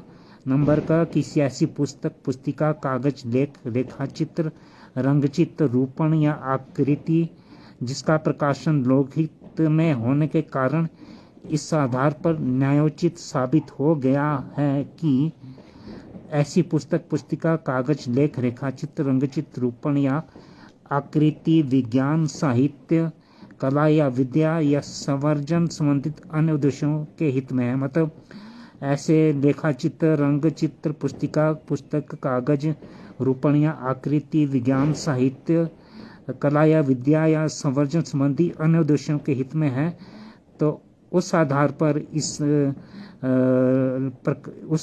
पर इस प्रकाशन का लोकहित में होने के कारण इसका जो न्यायोचित जो साबित हो गया है कि ऐसे उद्देश्यों में जो भी कुछ लेखाचित्र, रंगचित्र, कागज, पुस्तिका का जो भी है वो संवर्जन किसी अन्य उद्देश्य के हित में है, उस पर ये धारा लागू नहीं होगी। और नंबर 2, जो सद्भाव पूर्वक धार्मिक प्रयोजनों के लिए रखी जाती है या उपयोग में लाई जाती है, मतलब जो सद्भाव पूर्वक धार्मिक प्रयोजनों के लिए जो रखी जाती है या उपयोग में लाई जाती है, उनके लिए भी इस धारा का यूज़ नहीं होगा। नंबर 6, ये कोई ऐसा रूपण जो या फिर कोई ऐसा रूपण जो, अब ये इसके पेज नंबर 96 पे आगे हम भारतीय न्याय संहिता के, तो नंबर 1, प्राचीन संस्मारक तथा पुरातत्व स्थल और अवशेष अधिनियम 1958 का 24 के अर्थ में प्राचीन संस्मारक पर या उसमें, जो प्राचीन संस्मारक जो भी है उसमें। नंबर 2, किसी मंदिर में या उसमें या मूर्तियों को ले जाने के उपयोग में लाए जाने वाले या किसी धार्मिक प्रयोजन के लिए रखे गए उपयोग में लाए गए किसी रथ पर, तो उनके लिए तक्षित, उत्कीर्ण, रंग चित्र या अन्यथा रूपित हो तो उनके लिए भी इस धारा का प्रयोग नहीं किया जाएगा। तो इस तरह ये धारा 294 बताती है कि जो अश्लील जो ये जो धारा 294 बताती है कि ये अश्लील पुस्तकों का जो विक्रय आदि है, जिस तरह राष्ट्रीय समाज सेवा समिति और उससे जुड़े हुए जो भी हैं, ये अश्लील पुस्तकें जो हैं ये समाज में वितरित करते हैं और समाज की धार्मिक दूसरे धर्मों की भावनाओं को भड़काते हैं, तो उन पे ये इस तरह का कार्य करने के लिए दोष में से जो है 2 वर्ष का कारावास उनको हो सकेगा या जुर्माने से जो 5,000 रुपये तक का हो सकेगा। और द्वितीय और उसके बाद की दूसरी बार या उसके बाद भी अगर वो दोषी पाया जाता है छोड़ने के बाद, तो उसकी दशा में दोनों में से किसी भांति के कारावास में जिसकी अवधि 5 वर्ष तक की हो सकेगी और जुर्माने से भी जो 10,000 रुपये तक का हो सकेगा उसको दंडित किया जाएगा। तो ये है इसकी धारा 294। उसके अलावा धारा 295 का इसमें वर्णन दिया गया है। तो धारा 295 में आपको बता देता हूँ, ये है इसमें आपको धारा 295 में आपको दिखा देता हूँ। तो ये है इसका, ये भारतीय न्याय संहिता 2023 और ये इसका पेज नंबर 96 है और धारा 295 यहाँ पर अंग्रेजी में है। तो मैं आपको इसको हिंदी में दिखाता हूँ। ये भारतीय न्याय संहिता का पेज नंबर 96 और यह धारा 295, शिशु को अश्लील पुस्तकों का विक्रय करना, मतलब छोटे बच्चों को अश्लील पुस्तकों का विक्रय करना। जैसे ये अश्लील पुस्तकें तो सभी को देते हैं, उसमें शिशु भी शामिल हैं। तो जो कोई किसी शिशु को ऐसी अश्लील वस्तु जो धारा 294 निर्दिष्ट है बेचेगा, भाड़े पर देता है, वितरण करता है, प्रदर्शित करता है या परिचालित करता है या ऐसा करने की प्रस्थापना या प्रयत्न करता है, प्रथम दोष सिद्धि पर, मतलब प्रथम बार दोष सिद्धि पर दोनों में से किसी भांति के कारावास से जिसकी अवधि 3 वर्ष तक की हो सकेगी और जुर्माने से जो 2,000 रुपये तक का हो सकेगा, तथा दूसरी बार या उसके या पश्चातवर्ती, मतलब उसके पश्चात भी अगर दोष सिद्धि होती, अगर उसके बाद भी दोषी पाया जाता है तो उस दशा में दोनों में से किसी भांति के कारावास से जिसकी अवधि 7 वर्ष तक की हो सकेगी, मतलब 7 वर्ष तक का कारावास हो सकेगा और जुर्माने से भी जो 5,000 रुपये तक का हो सकेगा दंडित किया जाएगा। तो ये है इसकी धारा 295 उससे आगे धारा 296 आ गई, 295 यहीं तक थी। तो उसके बाद है इसकी धारा 299 का विवरण दिया गया है कोर्ट के अंतरिम आदेश में। तो धारा 299 में आपको दिखा देता हूँ। धारा 299 जो है पेज नंबर 96 पर ही, ये जो भारतीय न्याय संहिता 2023 का पेज नंबर 99 है।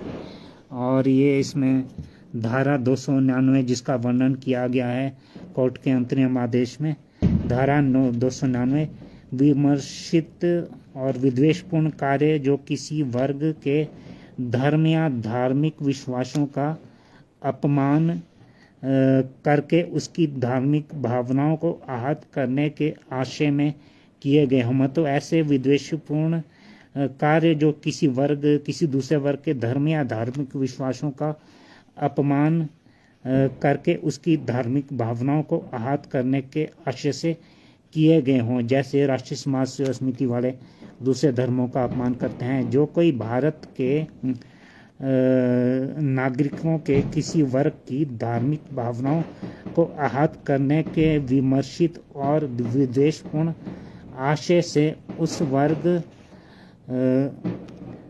के या धार्मिक विश्वासों का अपमान उच्चारित या लिखित शब्दों द्वारा या संकेतों द्वारा या दृश्य रूपों, जो मतलब दृश्य रूपों में वही आ गया जैसे उन्होंने शिवलिंग दिखाया है पुस्तकों में, द्वारा या इलेक्ट्रॉनिक साधनों द्वारा या अन्यथा करता है या करने का प्रयत्न करता है, वह दोनों में से किसी अब अगले पेज पे है, पेज नंबर 97, ये है भारतीय न्याय संहिता का पेज नंबर 97।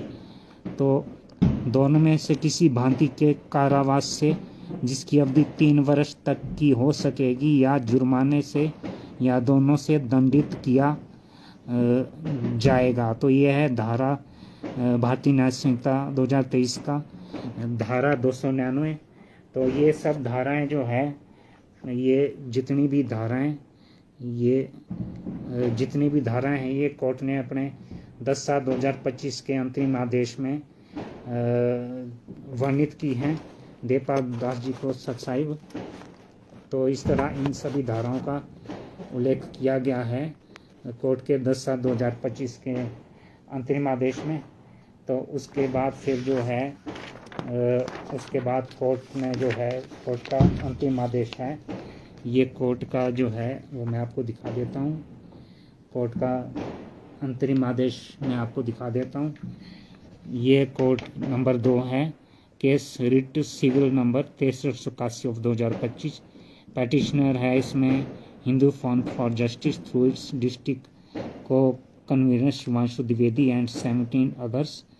और रिस्पोंडेंट्स में स्टेट ऑफ यूपी, मतलब उत्तर प्रदेश सरकार थ्रू प्रिंसिपल सेक्रेटरी प्रधान सचिव, होम डिपार्टमेंट गृह विभाग लखनऊ, और 11 अदर्स मतलब 11 अन्य। काउंसिल फॉर पिटिशनर मतलब पिटिशनर के जो वकील हैं वो है रंजना अग्निहोत्री, अभिषेक दुबे, उत्कर्ष प्रताप सिंह। और काउंसिल फॉर रिस्पोंडेंट है CSC ASGI, तो ऑनरेबल रंजन रॉय जज और ऑनरेबल मनीष कुमार जज। Shri SM Singh Raikwar, learned additional advocate general, has put in appearance on behalf of the state. मतलब श्री SM सिंह रॉयकवार जो लर्नड एडिशनल अतिरिक्त एडवोकेट जनरल, वो जो है उत्तर प्रदेश सरकार की तरफ से उपस्थित हुए हैं। He seeks some further time to respond to our query contained in the order dated 10/7/2025।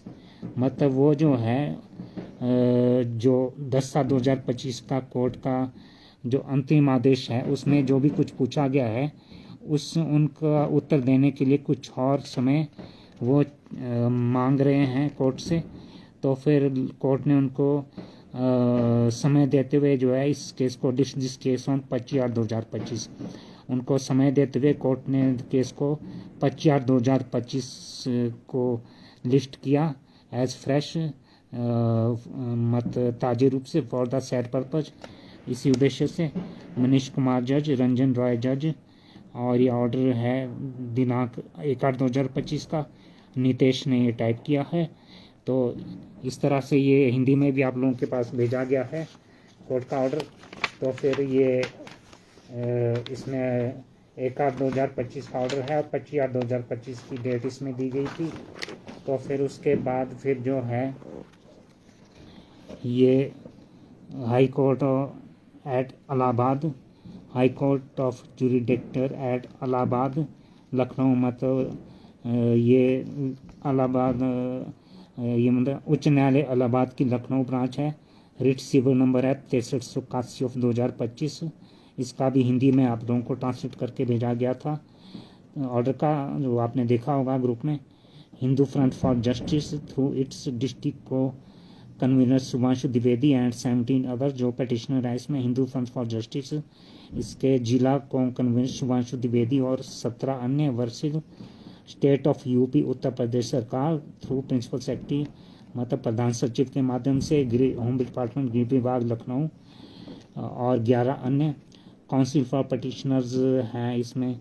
Petitioner के जो एडवोकेट हैं रंजना अग्निहोत्री, अभिषेक दुबे और उत्कर्ष प्रताप सिंह, और काउंसिल फॉर रिस्पोंडेंट्स के जो इसमें वकील हैं CSC ASGI, और ये कोर्ट नंबर 3 है। ऑनेबल शेखर बी शरफ जज, ऑनेबल प्रशांत कुमार जज।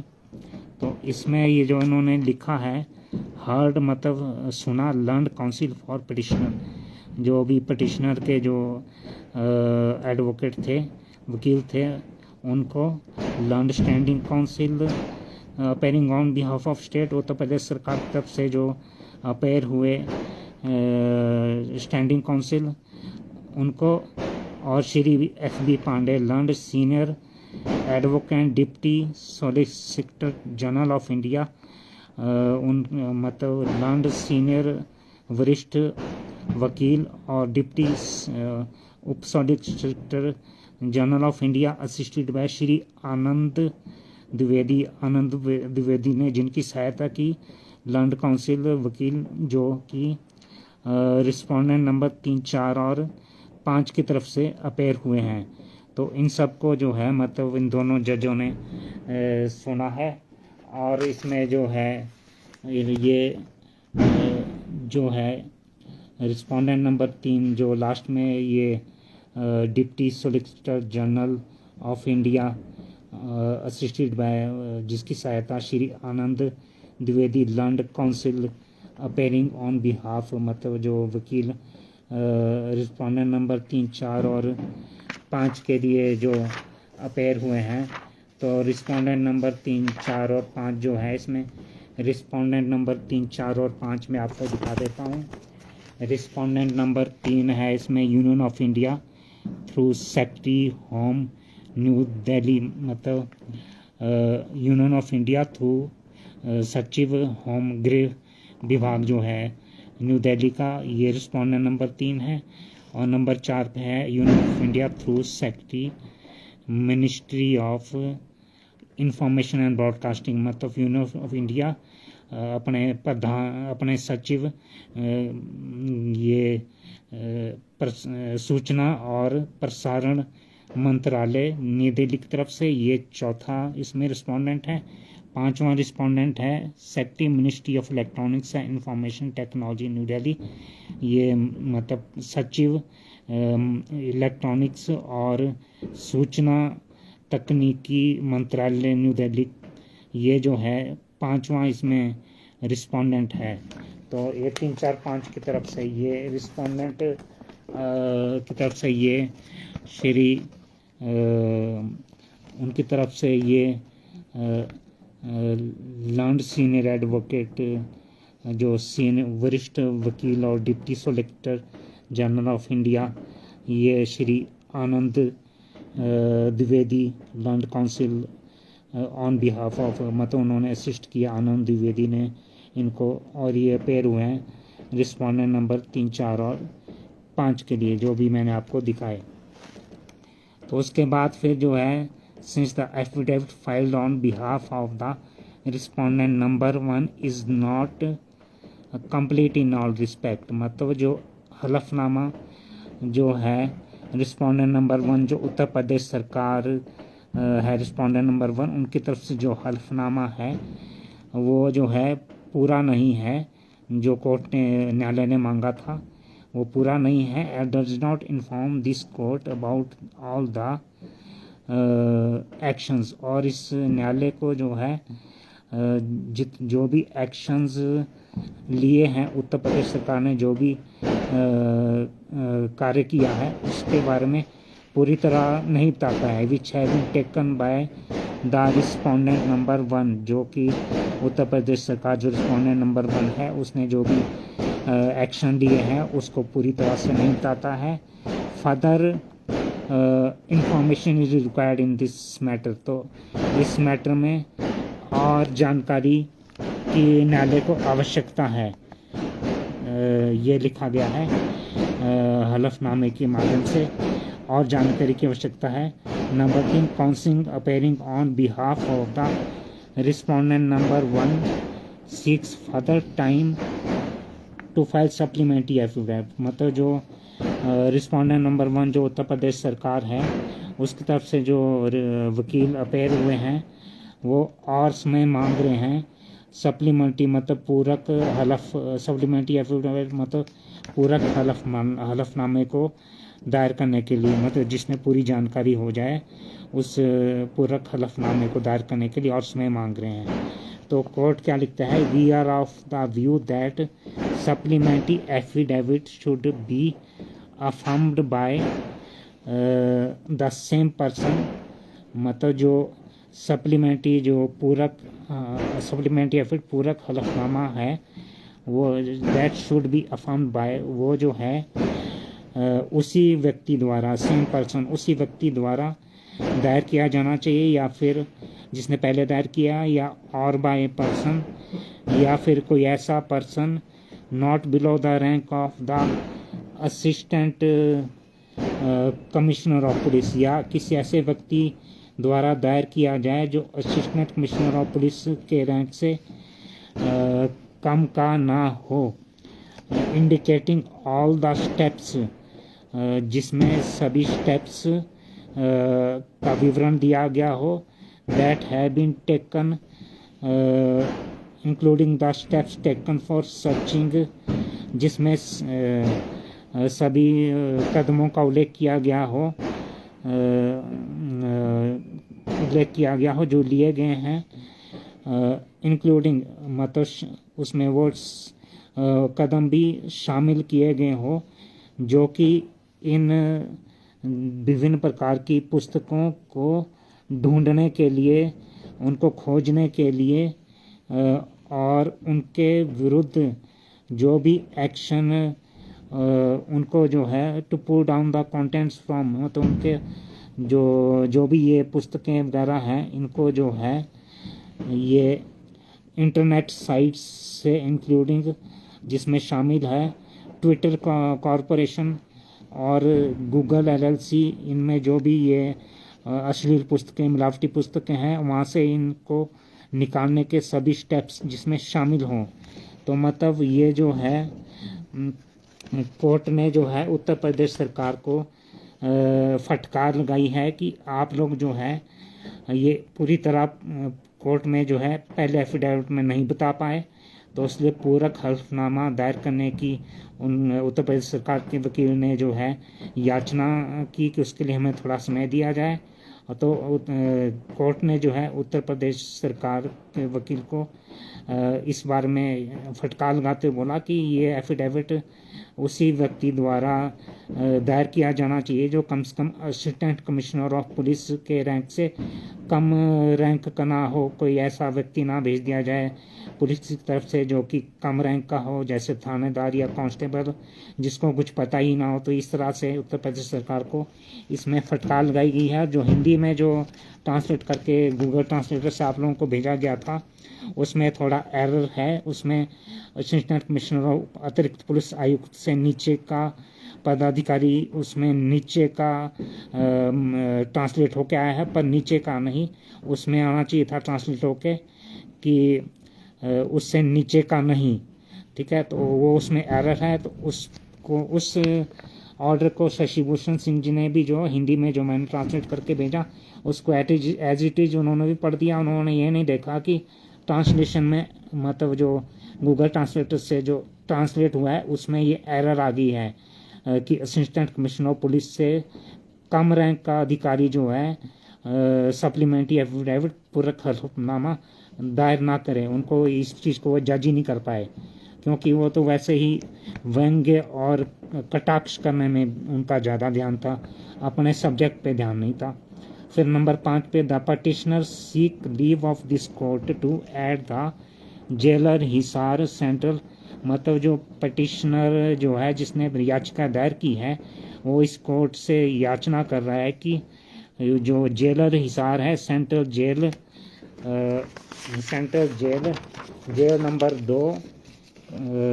Number 2 Rajgarh road Azad Nagar Hisar Gangwa Haryana 125,007 as respondent number 3, मतलब उसको जो है रिस्पोंडेंट नंबर 13 के रूप में शामिल करने का आग्रह किया है याचिकाकर्ता ने। तो नंबर 6 पे लीव इज ग्रांटेड, मतलब कोर्ट ने इसको अलाउ कर दिया है कि Hisar jailer central jail number 2 Hisar Haryana का जो जेलर है उसको जो है रिस्पोंडेंट नंबर 13 बनाया जाए। और number 7 let necessary implement be carried out during the course of the day, मतलब जो भी नेसेसरी कार्रवाई होनी है वो कैरी की जाए दिन के बाकी समय में जो भी किया जाना है। और number 8 issue notice to the newly added respondent number 13, जो 13 नंबर पे नया respondent central jail Hisar central jail number 2 Hisar Haryana का जो जेलर है रिस्पोंडेंट नंबर 13 के रूप में जो नया ऐड किया गया है उसको नोटिस इशू किया जाए। और number 9 steps to be taken within 2 working days, इस बारे में जो कदम है 2 कार्य दिवसों के अंदर लिए जाएं। और number 10 in addition to normal mode of service, मतलब साधारण कार्रवाई के अतिरिक्त द पटिशनर इज डायरेक्टेड, जो पटिशनर है याचिकाकर्ता को आदेश दिया जाता है कि serve newly added respondent number 13, जो नया रिस्पोंडेंट नंबर 13 जो central jail number 2 Hisar Haryana का जेलर है उसको जो है सर्व करने के लिए उसको जो है पर्सनली दस्ती जो है उसको सर्व कराई जाए और उसको पर्सनली दस्ती सर्व कराई जाए। नंबर 11 पे ऑफिस, मतलब कोर्ट का जो ऑफिस है उसको डायरेक्ट आदेश दिया गया है कि दस्ती प्रोवाइड दस्ती to the learned counsel appearing on behalf of the petitioner, मतलब ऑफिस कोर्ट का जो कार्यालय है उसको आदेश दिया गया है कि जो ये याचिकाकर्ता की तरफ से जो वकील अपेयर हुए हैं उनको दस्ती जो है प्रोवाइड की जाए, उनको दस्ती प्रोवाइड किया जाए ताकि वो जो है सेंट्रल जेल नंबर 2 हिसार के जेलर को उसको जो है दस्ती को सप्लाई करें, उनको डिलीवर करें। Number 12 the supplementary affidavit on behalf of the respondent number 1 should be filed by 28/10/2025, मतलब जो पूरक हलफनामा जिसमें जो है पुराना हलफनामा जिसमें पूरी जानकारी जो कोर्ट ने मांगी थी वो नहीं है, तो उसके कॉन्टिन्यूशन में जो पूरक हलफनामा है वो रिस्पोंडेंट नंबर उत्तर प्रदेश सरकार की तरफ से जो दायर किया जाना है वो 28/10/2025 तक दायर कर दिया जाए। 14/10/2025 का ये ऑर्डर है और 14 दिन का टाइम दिया गया है इनको पूरक हलफनामा दायर करने के लिए। तो number 13 the newly added respondent number 13 is also directed to inform this court as to how the respondent number 12 has managed to write and distribute these books while being incarcerated within his jail, मतलब number 13 पे जो नया respondent number 13 जो central jail number Hisar का jailer है उसको direct आदेश दिया गया है इन सूचना देने के लिए इस कोर्ट को, इस न्यायालय को, कि किस तरह रिस्पोंडेंट नंबर 12 जो संत रामपाल जी महाराज जी हैं, वो किस तरह पुस्तकों को लिखने और उसको जो है बांटने के लिए उन्होंने किस तरह प्रबंधन किया, जबकि वो while being incarcerated with in his jail, जबकि वो सेंट्रल जेल नंबर 2 के jailer, central jail number 2 Hisar के जेलर की जेल में कैद हैं। तो किस तरह से संत रामपाल जी महाराज जी ने वो पुस्तकें लिखी और किस तरह वो बंटवाई, किस तरह वो उनकी जेल में रहते हुए उन्होंने ये कार्य करने में कैसे वो इस कार्य को कर पाए। तो इस बारे में जो जवाब देना है सेंट्रल जेल नंबर 2 हिसार के जेलर ने देना है। संत रामपाल जी महाराज तो सेंट्रल जेल नंबर 2 के जेलर के कैद में है, उनका तो इससे कोई लेना देना नहीं है। उन्होंने जवाब नहीं देना, जवाब सेंट्रल जेल नंबर 2 के जेलर ने देना है इस बारे में। तो संत रामपाल जी महाराज जी का इससे कोई लेना देना नहीं है, वो तो जेल में है, उनका किससे बात से किससे कॉन्टैक्ट तो है नहीं, तो वो कैसे करेंगे। Number 14 rejoinder affidavit if any may be filed by 31/2025। तो रिजॉइंडर एफिडेविट होता है कि जो रिजॉइंडर एफिडेविट होता है जो मतलब रिस्पोंडेंट जो एफिडेविट या रिस्पोंडेंट जो हल्फनामा दायर करेगा उसके प्रत्युत्तर में जो याचिका करता है, पिटिशनर याचिकाकर्ता जो होता है, उसके प्रत्युत्तर में कोई एफिडेविट या हलफनामा दायर करना चाहता था उसे रिजॉइंडर एफिडेविट कहा जाता है। तो कोई रिजॉइंडर एफिडेविट फिर पिटिशनर याचिकाकर्ता ने दायर करना है तो फिर 28/10/2025 तक, जब तक सरकार अपना पूरक हलफनामा दायर करेगी, उसके बाद 31/10/2025 तक कोई रिजॉइंडर एफिडेविट, रिजॉइंडर हलफनामा पिटिशनर याचिकाकर्ता ने दायर करना है तो 31/10/2025 तक वो दायर कर दें और लिस्ट दिस मैटर ऑन 4/11/2025। तो अगली डेट इस मैटर को लिस्ट करने के लिए 4/11/2025 लगाई गई है। प्रशांत कुमार जज और शेखर बी शरफ जज, और ये है 14 अक्टूबर 2025, 14/10/2025 का ऑर्डर है। ये अनुपम एस ने इसको टाइप किया है। तो ये है इनका 14/10/2025 का ऑर्डर है। Writ number 1381/2025, Hindu fund for justice and 17 others versus state of UP and 11 others. तो ये था इनका जो भी था कोर्ट की कार्रवाई का जो भी अंतरिम आदेश जो 10/7/2025, 1/8/2025 और 14/10/2025 का जो भी अंतरिम आदेश है, ये हिंदी में भी जो आप लोगों को व्हाट्सएप के ग्रुप में इसका गूगल ट्रांसलेटर से ट्रांसलेट करके भेजा गया था। जो गलती एक ट्रांसलेशन में थी, असिस्टेंट कमिश्नर और पुलिस से कम रैंक का अधिकारी जो है कोर्ट में आकर कोर्ट का न्यायालय का समय जाया ना करे, पूरा हलफनामा असिस्टेंट कमिश्नर और पुलिस से कम रैंक के अधिकारी द्वारा दायर ना किया जाए। तो ये जो भी जितने भी कोर्ट के अंतरिम आदेश हैं और जो भी इसमें जो है न्यायालय ने जो है अपने पहले जो 10/7/2025 के आदेश में BNS 2023 की सेक्शन धारा 98 और BNS 2023 की धारा 152, 196, 197, 296, 295, 299 जिसका उन्होंने उल्लेख किया है। तो ये अश्लील पुस्तकें, मिलावटी पुस्तकें जिस तरह राष्ट्रीय समाज सेवा समिति के लोग जो इनको बांट रहे हैं, तो इसी तरह से तो इन्हीं पुस्तकों का विरोध तो पहले भी किया जा रहा था और अब भी इन्हीं पुस्तकों का विरोध जो है न्यायालय में रिट दायर करके हिंदू फंड फॉर जस्टिस इस पे कार्रवाई की मांग कर रहा है। तो फिर ये जो है अब ये किस तरह से शशि भूषण जी बोलते हैं कि ये केस जो है ये रिट संत रामपाल जी महाराज जी के विरुद्ध है। ये तो सच्चाई के लिए लड़ रहे हैं ना, दूसरे की धर्म की भावनाओं को आहत करते हैं और अश्लील टिप्पणियाँ, शिवलिंग का गलत चित्र, हनुमान जी की पूंछ का गधे के लिंक से तुलना करना, वो कभी सागर के सलात में जिस पेज पे है, और इस तरह से जो है सभी मिलावटी और अश्लील भाषा का, फिर राष्ट्र ज्ञान गंगा में राष्ट्रद्रोह का आरोप लगाना संत रामपाल जी महाराज जी के ऊपर, उसमें नास्तिकमत की भविष्यवाणी में चेंज करना, इस तरह से ना पता नहीं कितनी पुस्तकें, और भट्टजज कुमार पर बरवाल की घटना की सच्चाई, भक्ति से भगवान तक, और पता नहीं कितनी पुस्तकें इन्होंने जो भी कुछ लिख रखी है, मिलावटी पुस्तकें, वो सब उसके माध्यम से अशांति और धार्मिक भावनाओं को भड़का रहे हैं, संत रामपाल जी महाराज जी को बदनाम कर रहे हैं। तो इन पुस्तकों के विरोध में ये रिट याचिका दायर की गई है सच्चाई के पक्ष में। तो ये केस संत रामपाल जी, आप भी अपना पक्ष अपने आप विचार करें कि ये केस फिर संत रामपाल जी महाराज जी के विरुद्ध हुआ या फिर इन अश्लील पुस्तकों और मिलावटी पुस्तकों के विरुद्ध हुआ। तो ये तो सच्चाई के पक्ष में हुआ ना, यही तो चाहते थे आंदोलनकारी भी कि इन फर्जी और अश्लील और मिलावटी पुस्तकों को बंद किया जाए। तो अब क्यों शशि भूषण जी बोल रहे हैं कि ये संत रामपाल जी महाराज जी के अगेंस्ट है? ये तो इन मिलावटी, अश्लील और फर्जी पुस्तकों के विरुद्ध केस है।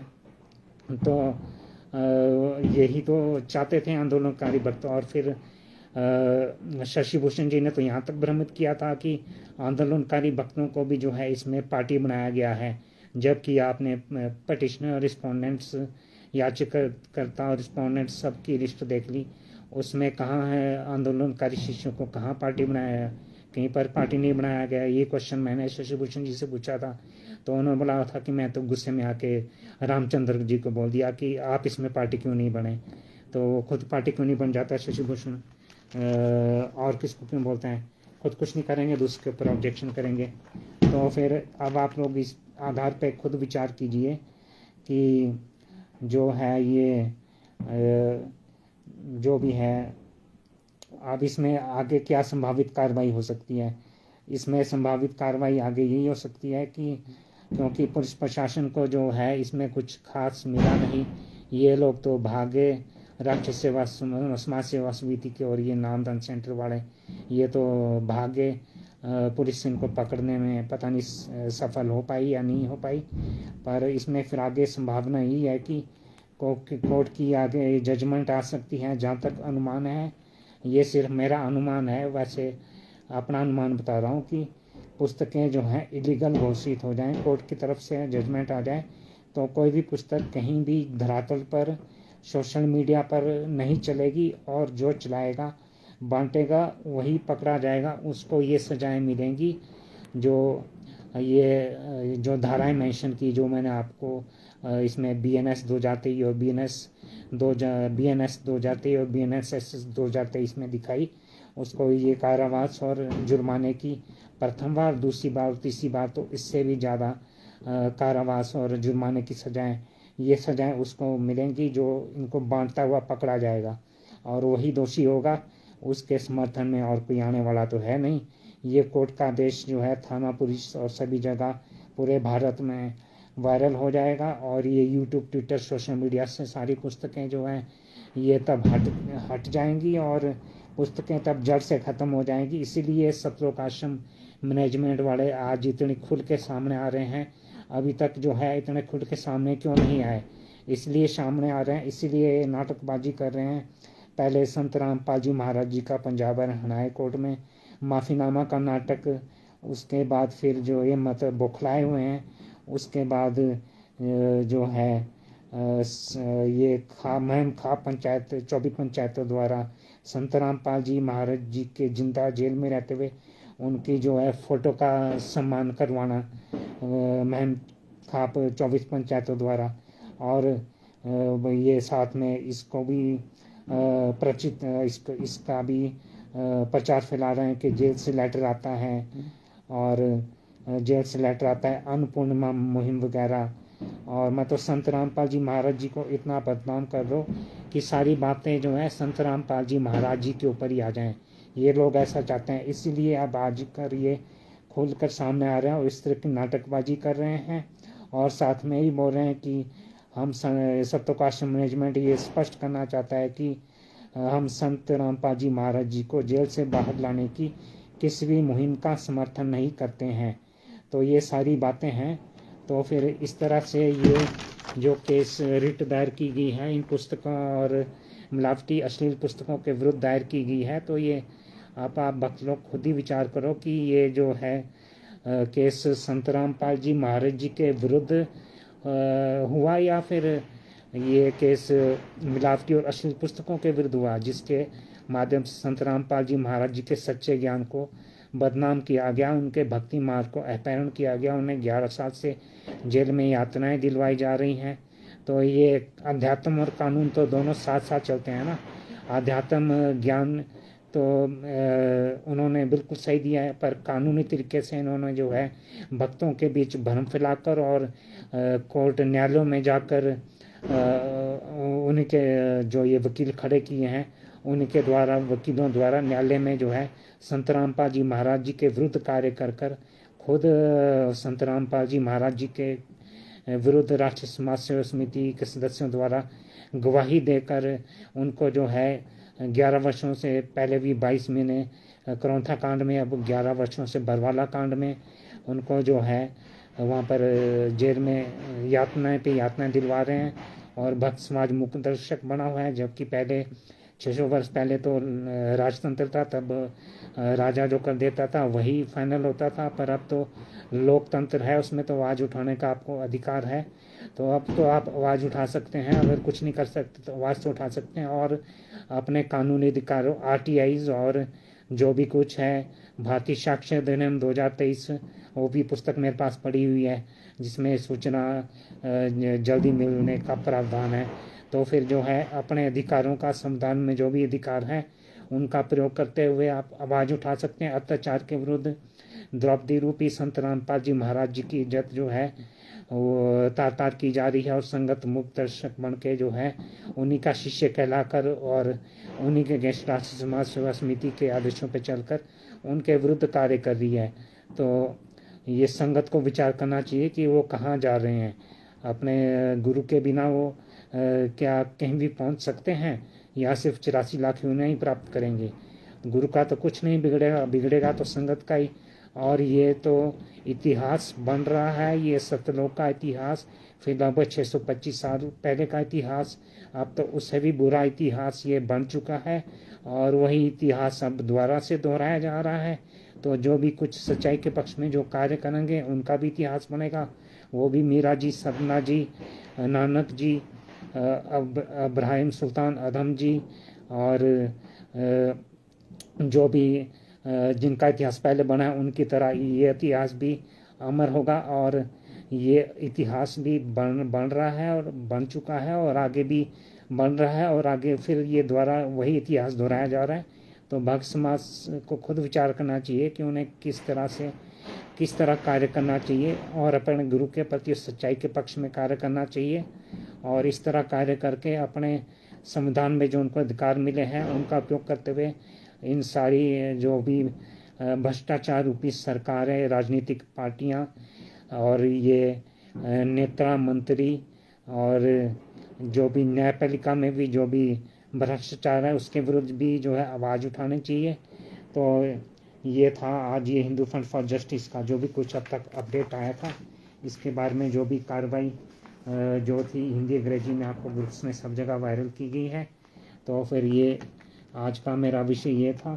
तो अब भक्त समाज खुद विचार करे कि ये जो है हिंदू फ्रंट फॉर जस्टिस ने जो रिट दायर की है, जिसको PIL और रिट के रूप में रट्टा मार कर शशि भूषण और उनके भक्त आज तक रट्टा मार के PIL रिट चिल्ला रहे हैं, तो ये संत रामपाल जी महाराज जी के विरुद्ध है ये केस या फिर ये जो सच्चाई के पक्ष में जो मिलावटी अश्लील पुस्तकें हैं उनके विरुद्ध में है, जिसका पहले से ही आंदोलनकारी शिष्य विरोध करते आ रहे हैं।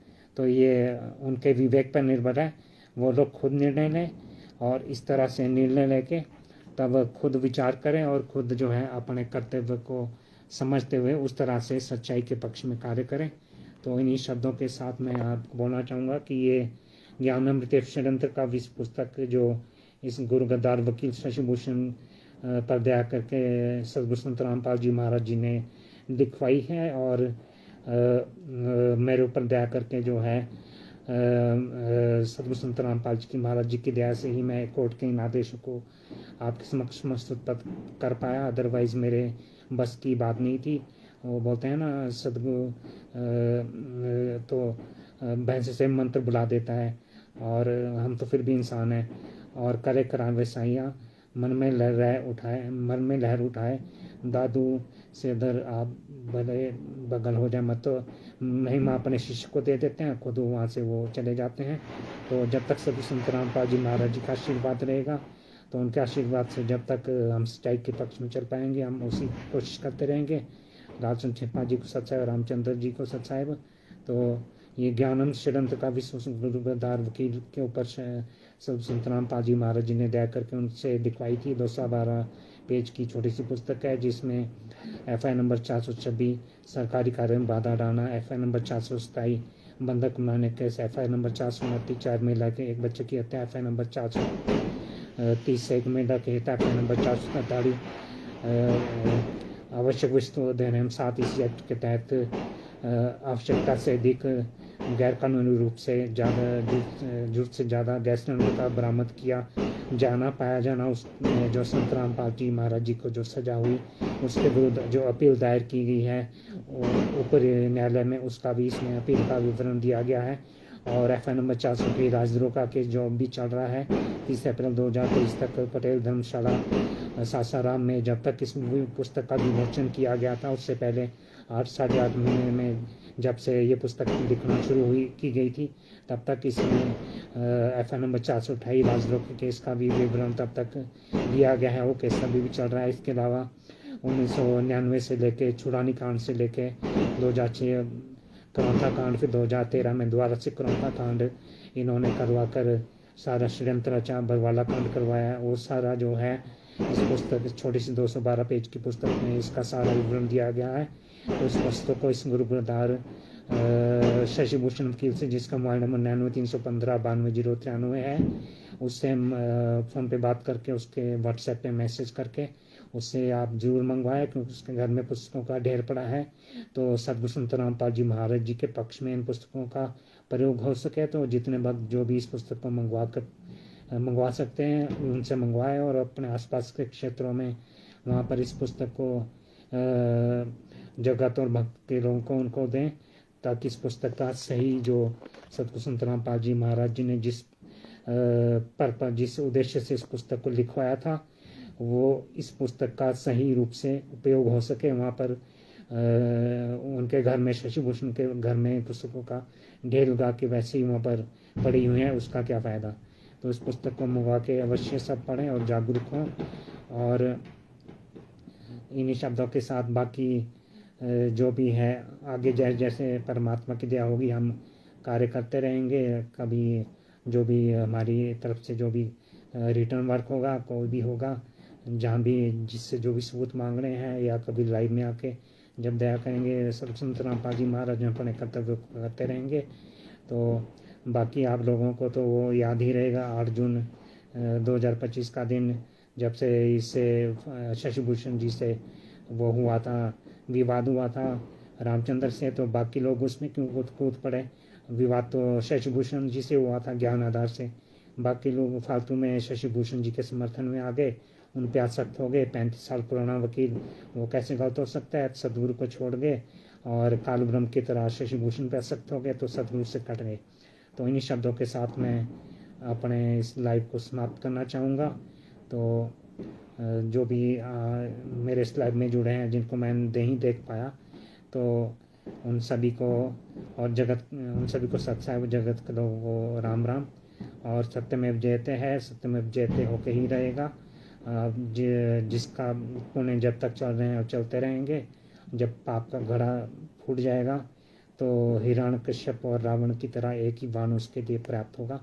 तीनों ही शब्दों के साथ मैं अपनी वाणी को विराम देता हूँ। प्रकाश जी को सत्साहिब, तो सभी को भक्तों को सत्साहिब और जगत के लोगों को राम राम। तो प्रवेश कुमार हिमाचल प्रदेश से, मेरा मोबाइल नंबर है 98 161 97 022 और इस शशि भूषण गद्दार का नंबर है 99 315 92 093 और ये इसका व्हाट्सएप नंबर है। तो सभी भक्तों को सत्साहिब, जगत के लोगों को राम राम। बंदी छोड़ सतगुरु संत रामपाल जी महाराज जी की जय। आप सब भी अपने सतगुरु संत रामपाल जी महाराज जी का हम जयकारा बोलते हैं। बंदी छोड़ सतगुरु संत रामपाल जी महाराज जी की जय हो। सत साहिब जी, राम राम।